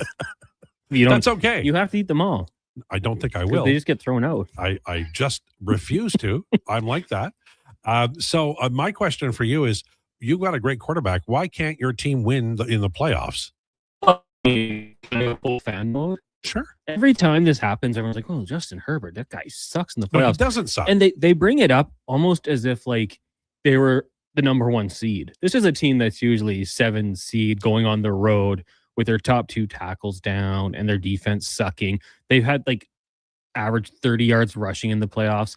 So it's not just Herbert. He gets some of the blame, 100%. But, this team hopefully can find a way to stay healthy, go a little bit further, and have some postseason success. I'll be on the bandwagon. He's got to be better. But it's not just him. And this is not like him going in as the number 1 seed and choking every year, the way it seems to be portrayed on social media. I think Josh Allen is the player you're describing. But he's won a playoff game. You got to give him that. Not a Super Bowl. No, he has not won a Super Bowl. And he he does fumbled make in some the big game last year. Did I tell you when I was watching that game, I thought, okay, this is going to probably just go to halftime. So I went downstairs, I assembled a little playhouse for my son, and then I turned back up at halftime and they're down by even more points. I was like, what the heck happened? And then you see the replay. Jesus isn't watching you, or the game would have been tied. Well, I mean, I just went away for a few minutes and then you see the replay and it was like, okay, he's just trying to do too much. He's got an okay cast around him. Maybe just let James Cook do the running of the football. But no, I think those are both 2 great quarterbacks that you can win with. You just got to support them. And he's never really, since Stephon Diggs had that go-to receiver. Yeah, I think that if I may, I can step in here with my own life experience. Yeah. I remember the Eagles in 1973. Okay. And they won about 45 years after I started cheering for the Eagles. Yeah. So it can take a long time. I'd like to see one in my lifetime. Yeah. 2001 was my first go. So quarter of a century cheering on the Chargers, and they haven't really come close. 25 years. You'll be fine. Might be a little gray by I like Mike McDaniel. You know what? We had a Dolphins guest on the Frenzy on Friday, and I Mhm. said, what about Mike McDaniel? And he said, well, there'll be those fun offenses in the front press conferences, but sometimes he'll be pretty slow to get the play call in, and he'll get a delay a game in a crucial moment. And I was like, oh, that kind of sucks. That being said, he's just an offensive coordinator now. He's not a head coach, so maybe it will be a different story. Colin Winslow, where do you rank him all time in tight ends? Kellen Winslow. Well, I didn't see him play. Okay. I've seen his son play more football than he has, Right. which is crazy. Well, okay. We're doing. I won't put you on the spot. Gonzalez, Who's your favorite Gates, Charger tight end? Antonio Gates. Okay. Where do you rank him all time? Yeah, top 3. Didn't want to block. So you probably take him out of the conversation for a lot of people, but Travis Kelce has to be up there. Tony Gonzalez was unbelievable.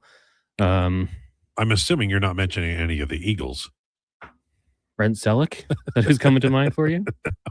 No, I'm just kidding. They've had some good they've had good tight ends. Yeah, but not great. They haven't had great tight ends. But, good enough to win a Super Bowl or 2. They had a guy named Charlie Young when I was a kid, and he was a really good tight end. The Elks are in first place. Yeah. We talked about them in the offseason, Connor, about, they're going to be better. But I've said that before, and they weren't. But this is just like, it's fun to watch them because we know how hard it was to get. Like, they've been sucky since last decade. Yeah. Well, I mean, Declan and I were talking about last week how not must win game, but pretty dang close. Like, not only for the standings, because you have to keep that space in between Winnipeg, Calgary, and BC, but at the same time, you want fans in attendance and you want them to come to these games and have a good time. And the team has to hold up their part. And, at halftime, I thought that game was pretty close. You're getting a competitive game. That's what fans want. And then you run away with it in the second half. That's like the perfect game, right? Where you get to the fourth quarter, the drinks are going down a little easier. Everyone's having a good time.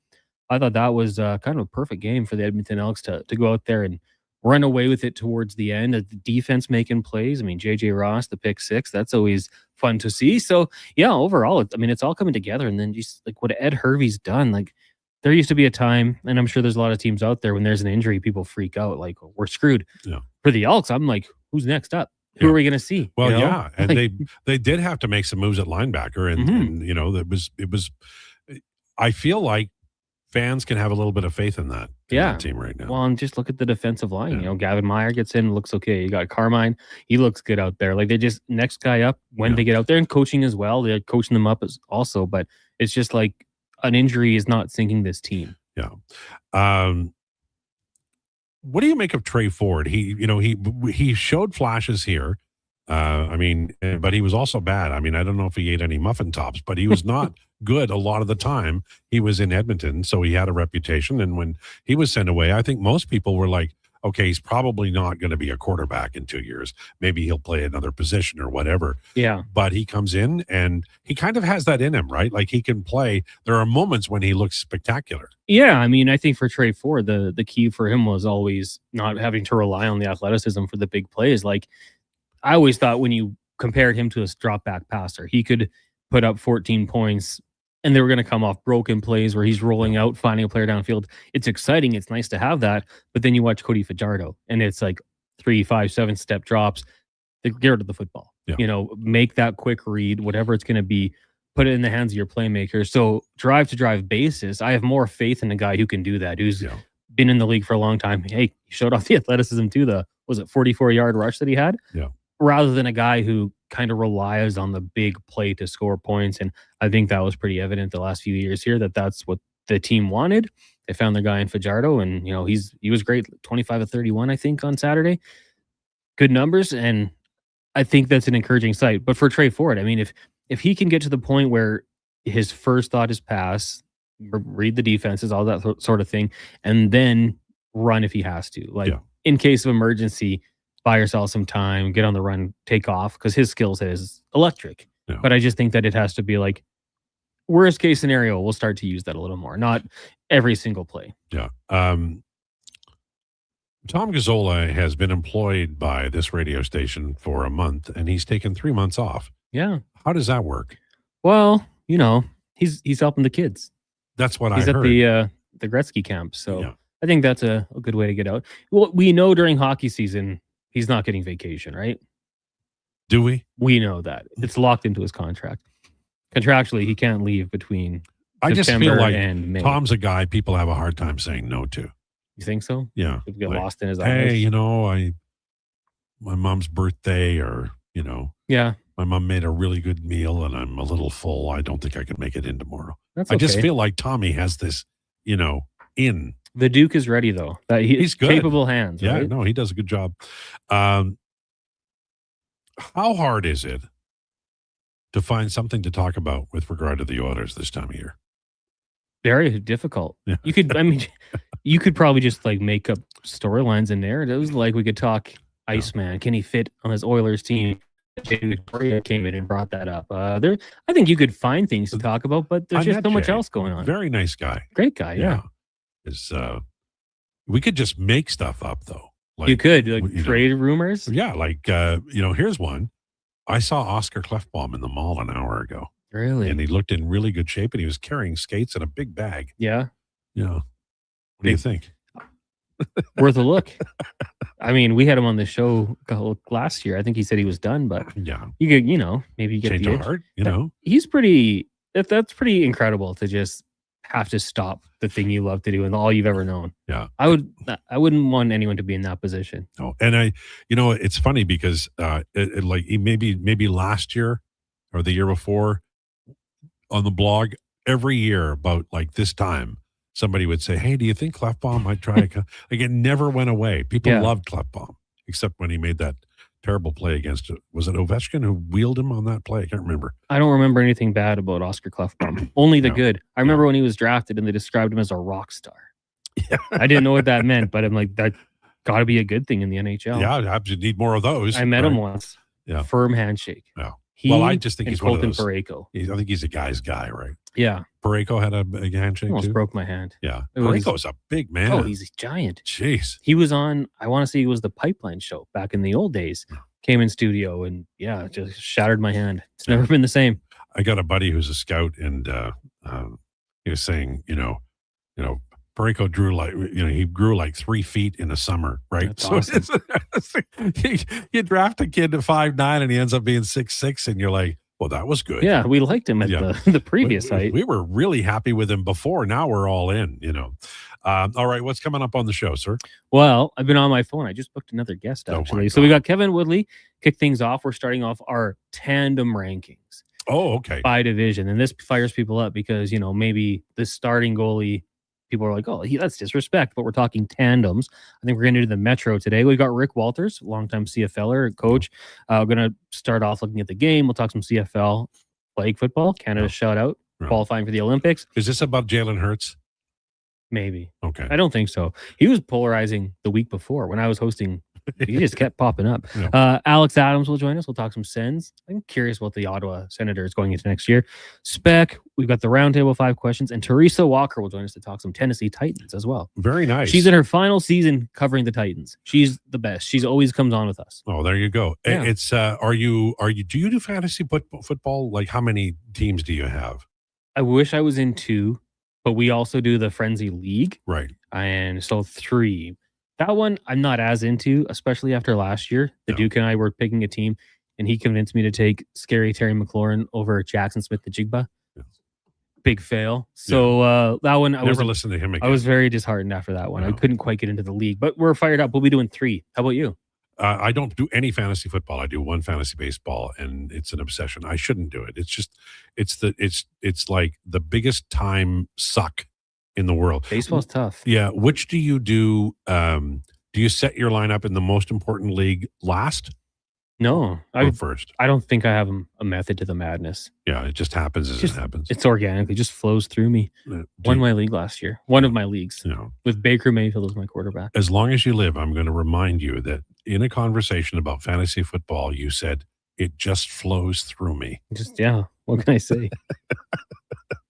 It's just how it works. Stay young. Yeah, Stay young. I'm trying. All right, Connor Halley, thank you. Hey, Al, thank you. Do I have to put is there a swear jar I have to put money in for the muffin tops? I think I might just bring in top of the muffin. Just leave them there for you. I'll leave it in a box behind the just couch. throw it on the ground. I'm glad you owned it though. Oh no, I'm too old to be lying. There's no doubt it is the best part of the muffin. Well, yeah, and I thought I was being courteous. Apparently, everybody thinks you just ate it and left it there. So, got a bunch of drool and stuff on it. Exactly. Wow. All right, thanks, man. Thank you. A Lowdown with Lowetide on Sports 1440 and YouTube, brought to you by Wolf GMC Buick. We're back after this.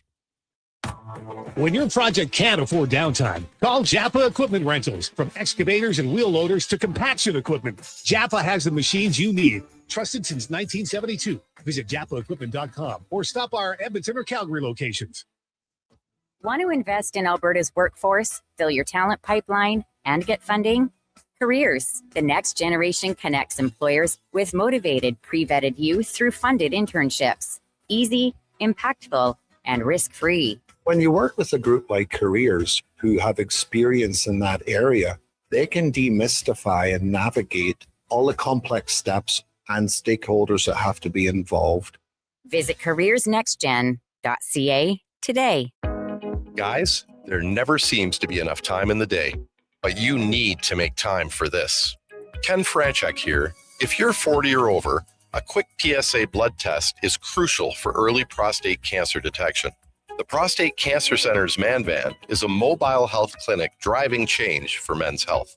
A few minutes could save your life. To get the Man Van out to your business or event, book today at getcheck.ca. Want sports talk on the go? You can listen to 1440 on the AM dial or stream us on your mobile device through apps like Radio Player, iHeart, and Stingray Music. Edmonton sports fans, turn to Sports 1440. 1440. Now's the time to shop with the Bricks 0% event. Get what you need today with absolutely $0 down. Pay nothing with no interest until 2028, or choose 36 equal monthly payments on qualifying purchases. Plus, save up to 25% on living room furniture, up to 20% on dining and bedroom furniture, and up to 40% on select mattresses. Hurry into the Brick today. These incredible offers are only on until August 19th. The Brick, saving you more. The Lawnmower Hospital. You're looking for the best zero-turn mower? Go to the source. Hustler Turf in the Lawnmower Hospital. Hustler Turf started the zero-turn market in 1964, and they're still the kings of quality, durability, and performance. With versatile sizing from 34 to 104 inches, you'll have what you need to make your summer lawn care a breeze. Financing is always available. Check lawnmowerhosp.com. The Lawnmower Hospital. Looking for premium casino entertainment? Betway Casino brings you live casino tables, fast payouts, and the top game providers all in one place. If you're looking to play the Edmonton way, you're in the right place. So when you're ready for that premium casino feel at your fingertips, play the Edmonton way with Betway. Play responsibly. Alberta only, 18+. If gambling is affecting your mental health or well-being, 211 Alberta is here to help. Call or text 211 or visit ab.211.ca. Standard message and data rates may apply.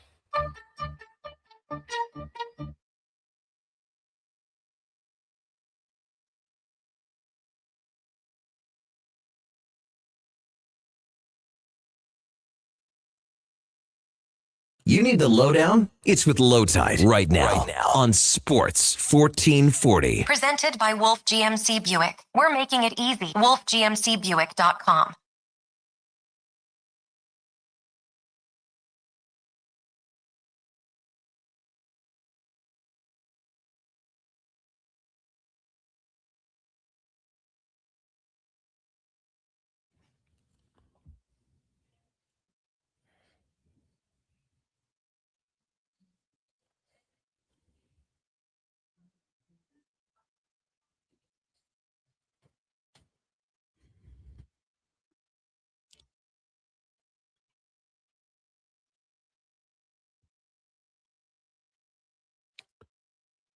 It's the lowdown on Sports 1440 for Wolf GMC Buick. They're overstocked and making room with a massive summer clearance. Plus, employee pricing continues as well. Visit wolfgmcbuick.com. It's 1:41, and it is time for Declinations. Mama MMA today. That's why we play ABBA. Brought to you by the Edmonton Elks. It's country night this Friday. Elks host the Blue Bombers. Enjoy a Friday night to see if your blue jeans are as tight as Brandon Douglas's. Get your tickets at goelks.com. Ladies and gentlemen, Declan Krueger. Well, a little bit to talk about. First of all, Islam Makhachev, he retains the welterweight championship of the world, beats Ian Machado Gary by unanimous decision. Not always the most exciting fighters. You know, he comes from a Sambo base, so a lot of wrestling. Some people call it lay and pray. Yeah, there's a little bit of that, but I do think Islam is well-rounded enough. He had the biggest moment of the fight on the feet, striking to knock Ian Machado Gary down. He generally hunts submissions. We'll get to that fight in a second, but the co-main event was interesting because Mackenzie Dern and Jillian Robertson fought for the women's strawweight title. Mackenzie Dern, she defended her title. Not the most exciting fight in the world. I think it just kind of went the way most people thought it was going to go. But what was crazy about this one is that Dean Thomas, who corners Jillian Robertson, he came to the desk after the show and basically made a big show about how he's taken Jillian Robertson as far as he can take her, and he's retiring from cornering her. And he looked in the camera and made it all about him.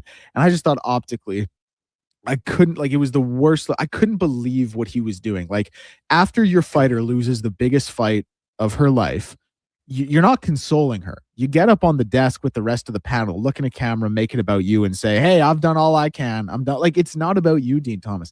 And Dean Thomas has always kind of been a bit of a jerk off. Like, I don't really know what role he serves on the commentary panel when he does those, like the coach's corner type thing.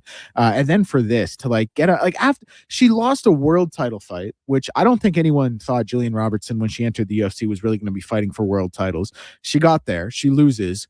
And instead of, soaking in that moment in the journey with her, you're up on the desk talking about how you did all you could and rah, me. And then just saying she wasn't good enough to get to the level of being a champion and you're not going to corner her anymore. I just thought it was that's horrible, really hideous. Yeah, that's bad. I just thought it was a horrible look from him. But Islam Makhachev has set a piece of UFC history. You may know the names Anderson Silva, George St. Pierre, John Jones, Demetrius Johnson, Kamaru Usman. Islam Makhachev has surpassed all of them with the longest winning streak in UFC history. He has now won 17 fights in a row, dating back to September 2016.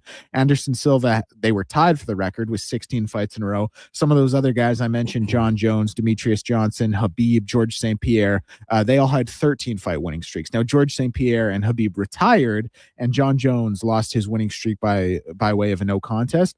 But it's like the fact that we can look at all these legendary fighters, and now Islam across 2 weight classes and 2 championship reigns at lightweight and welterweight has the title for the longest winning streak in UFC history. Just really, really like, kind of stuff of immortals, if you will. And Islam Makhachev, I touched on it a second there in the opening. Like, he's probably not always the most exciting fighter in the world. And some people just don't like fighters with a wrestling base because they think like, hey, you shoot a takedown 30 seconds into the round, you hold them for 4.5 minutes. Maybe you're trying to work submissions, but overall it's not that exciting. And it's maybe not what we think of when we're pitched what the UFC is, right? We think of like Forrest Griffin and Stephen Bonnar and they're, stand and bang and blood everywhere and noses going every which way. And that's not really what Islam Makhachev is. But you got to be darned if he is not one of the best to ever do it. And like, I was thinking about this. I still think anytime you talk about someone like who's the most, who's the best, who, whatever, John Jones is going to be the first name out of your mouth. But when we talk about the most well-rounded fighter ever, like, I think Islam Makhachev is in that discussion. Now, defensively, he can work on it a little bit, but like, we've seen how his striking has improved through his career, and he was able to knock down Ian Machado Gary with a head kick in this one. He obviously has that sambo background, but he doesn't always just lay on you. He will hunt those submissions. Like, and he's defensively responsible. Like, anywhere the fight goes, you feel like he is obviously going to be comfortable, but in a lot of regards is going to have the edge. Like, he fought Dustin Poirier, and a lot of people thought Dustin Poirier was, going to have the advantage in the striking, and Dustin had his moments. But, I think Islam outstruck him in that fight. You look at this fight with Ian Machado Gary, and it's like, he's displayed some pretty good takedown defense. Islam Makhachev still able to implement his game plan with will. So, really rarefied air, like I said, that 17 fight win streak, and really one of just the best and the most well-rounded to ever do it. Retains the belt, and I think he's got to fight Carlos Prates or Michael Morales next, which I think everyone kind of knows and agrees with. I'm sure it will be one of those two. What they really should do is have a fight for the number 1 contender spot to see who goes to fight Islam. They used to do that. Yeah, but like, the thing is, if one of them loses, you kill off a prospect who's next in line. So one will fight, and I'm sure the other will wait. I'd probably give it to Prates, but if it's Michael Morales, no one's going to get upset because Carlos Prates has that loss to Ian Gary, his only loss in the UFC, and obviously Islam just went out there and beat him. So love it. Is that it? Yeah. Any questions or anything? No, you handle it well. I can tell by your voice that you were excited about it and you enjoyed it. Maybe Connor has a question. Connor, do you have a question? No, I got nothing. You said everything perfectly. Yeah, you did. Josh, you have a question? Well. No question from Josh either. No. All right. I do have one question for the group.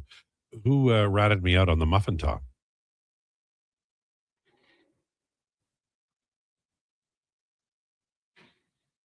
I think that was Connor Halley detective skills, actually.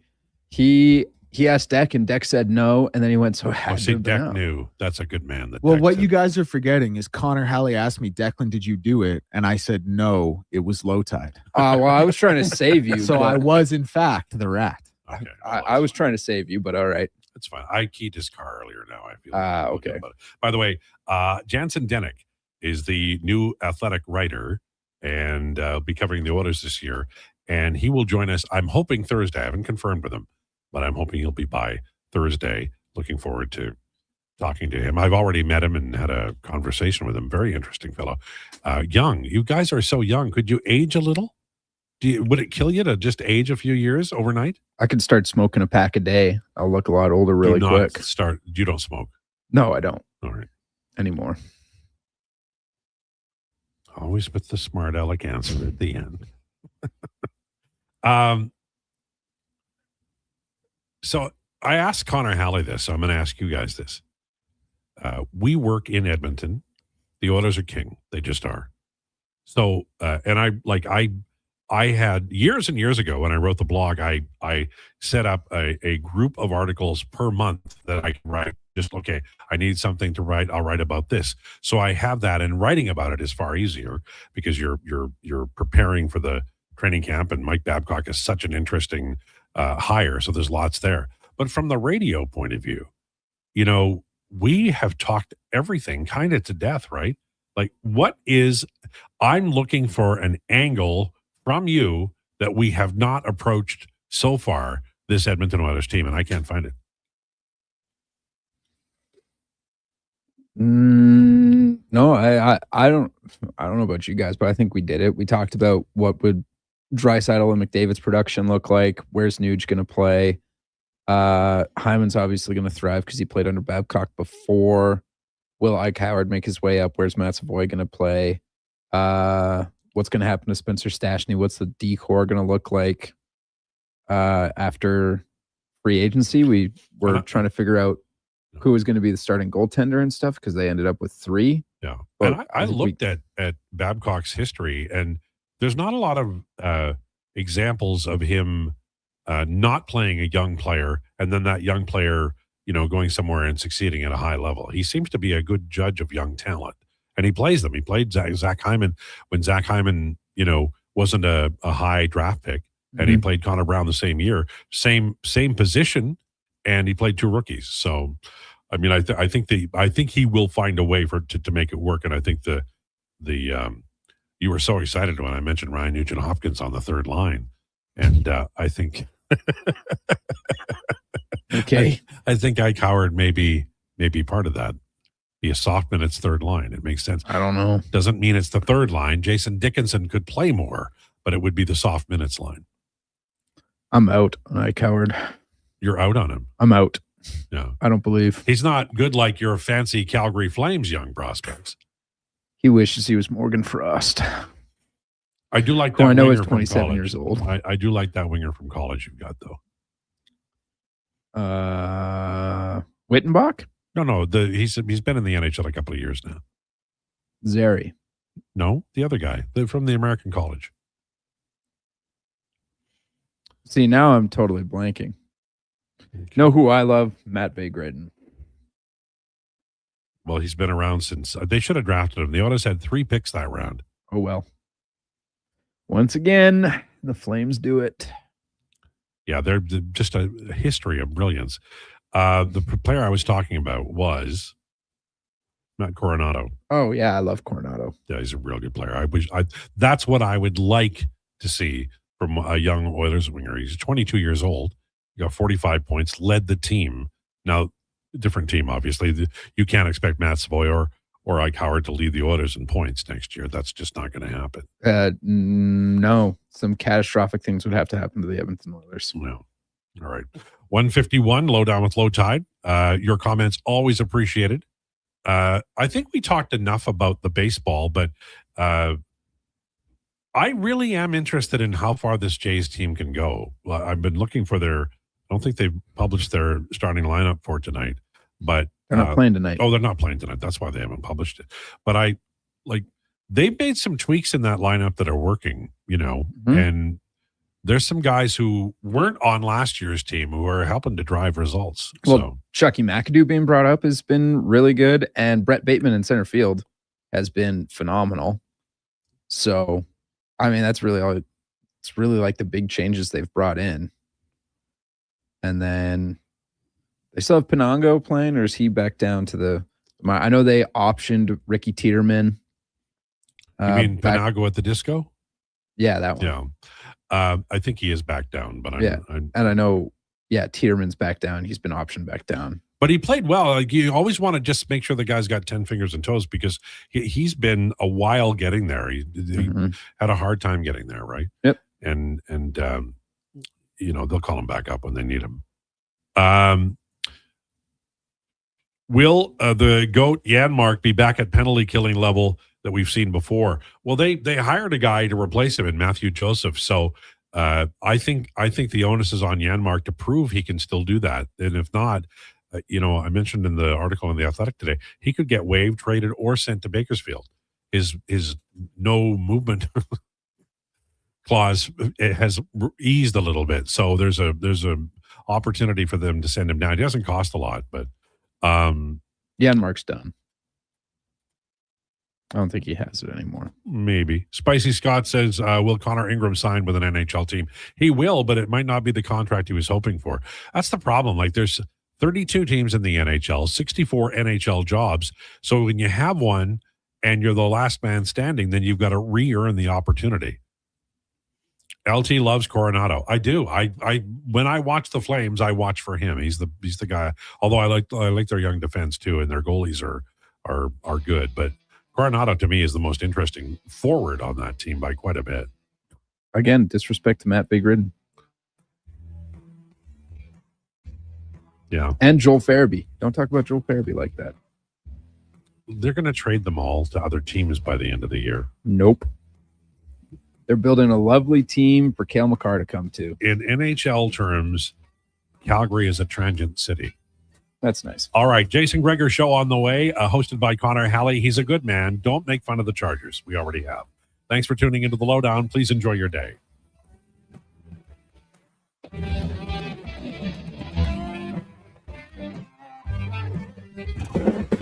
This is a Sports 1440 update. Brought to you by Sean Cunningham of Remax Real Estate. For the next move in the Edmonton or area, call or text Sean directly at 780-265-0165. MLB scores one game right now. Cards lead the Reds 2-1 in the top of the eighth. That one, game one of a doubleheader makeup from May 24th. Orioles and Rays will be up next at 4:05. In the late games tonight in the MLB, we'll see the White Sox and Cubs at 6:05 and the Dodgers and Rockies at 6:40. Prairie Conference scores from the CJFL this past weekend. The Wildcats beating the Saskatoon Hilltops 28-22, while it was the Huskies over the Rifles 38-28, and the Regina Thunder over the Calgary Colts 27-9. One game in the WNBA tonight. We'll see the Dallas Wings in Golden State to take on the Valkyries. 8 p.m. tip for that one.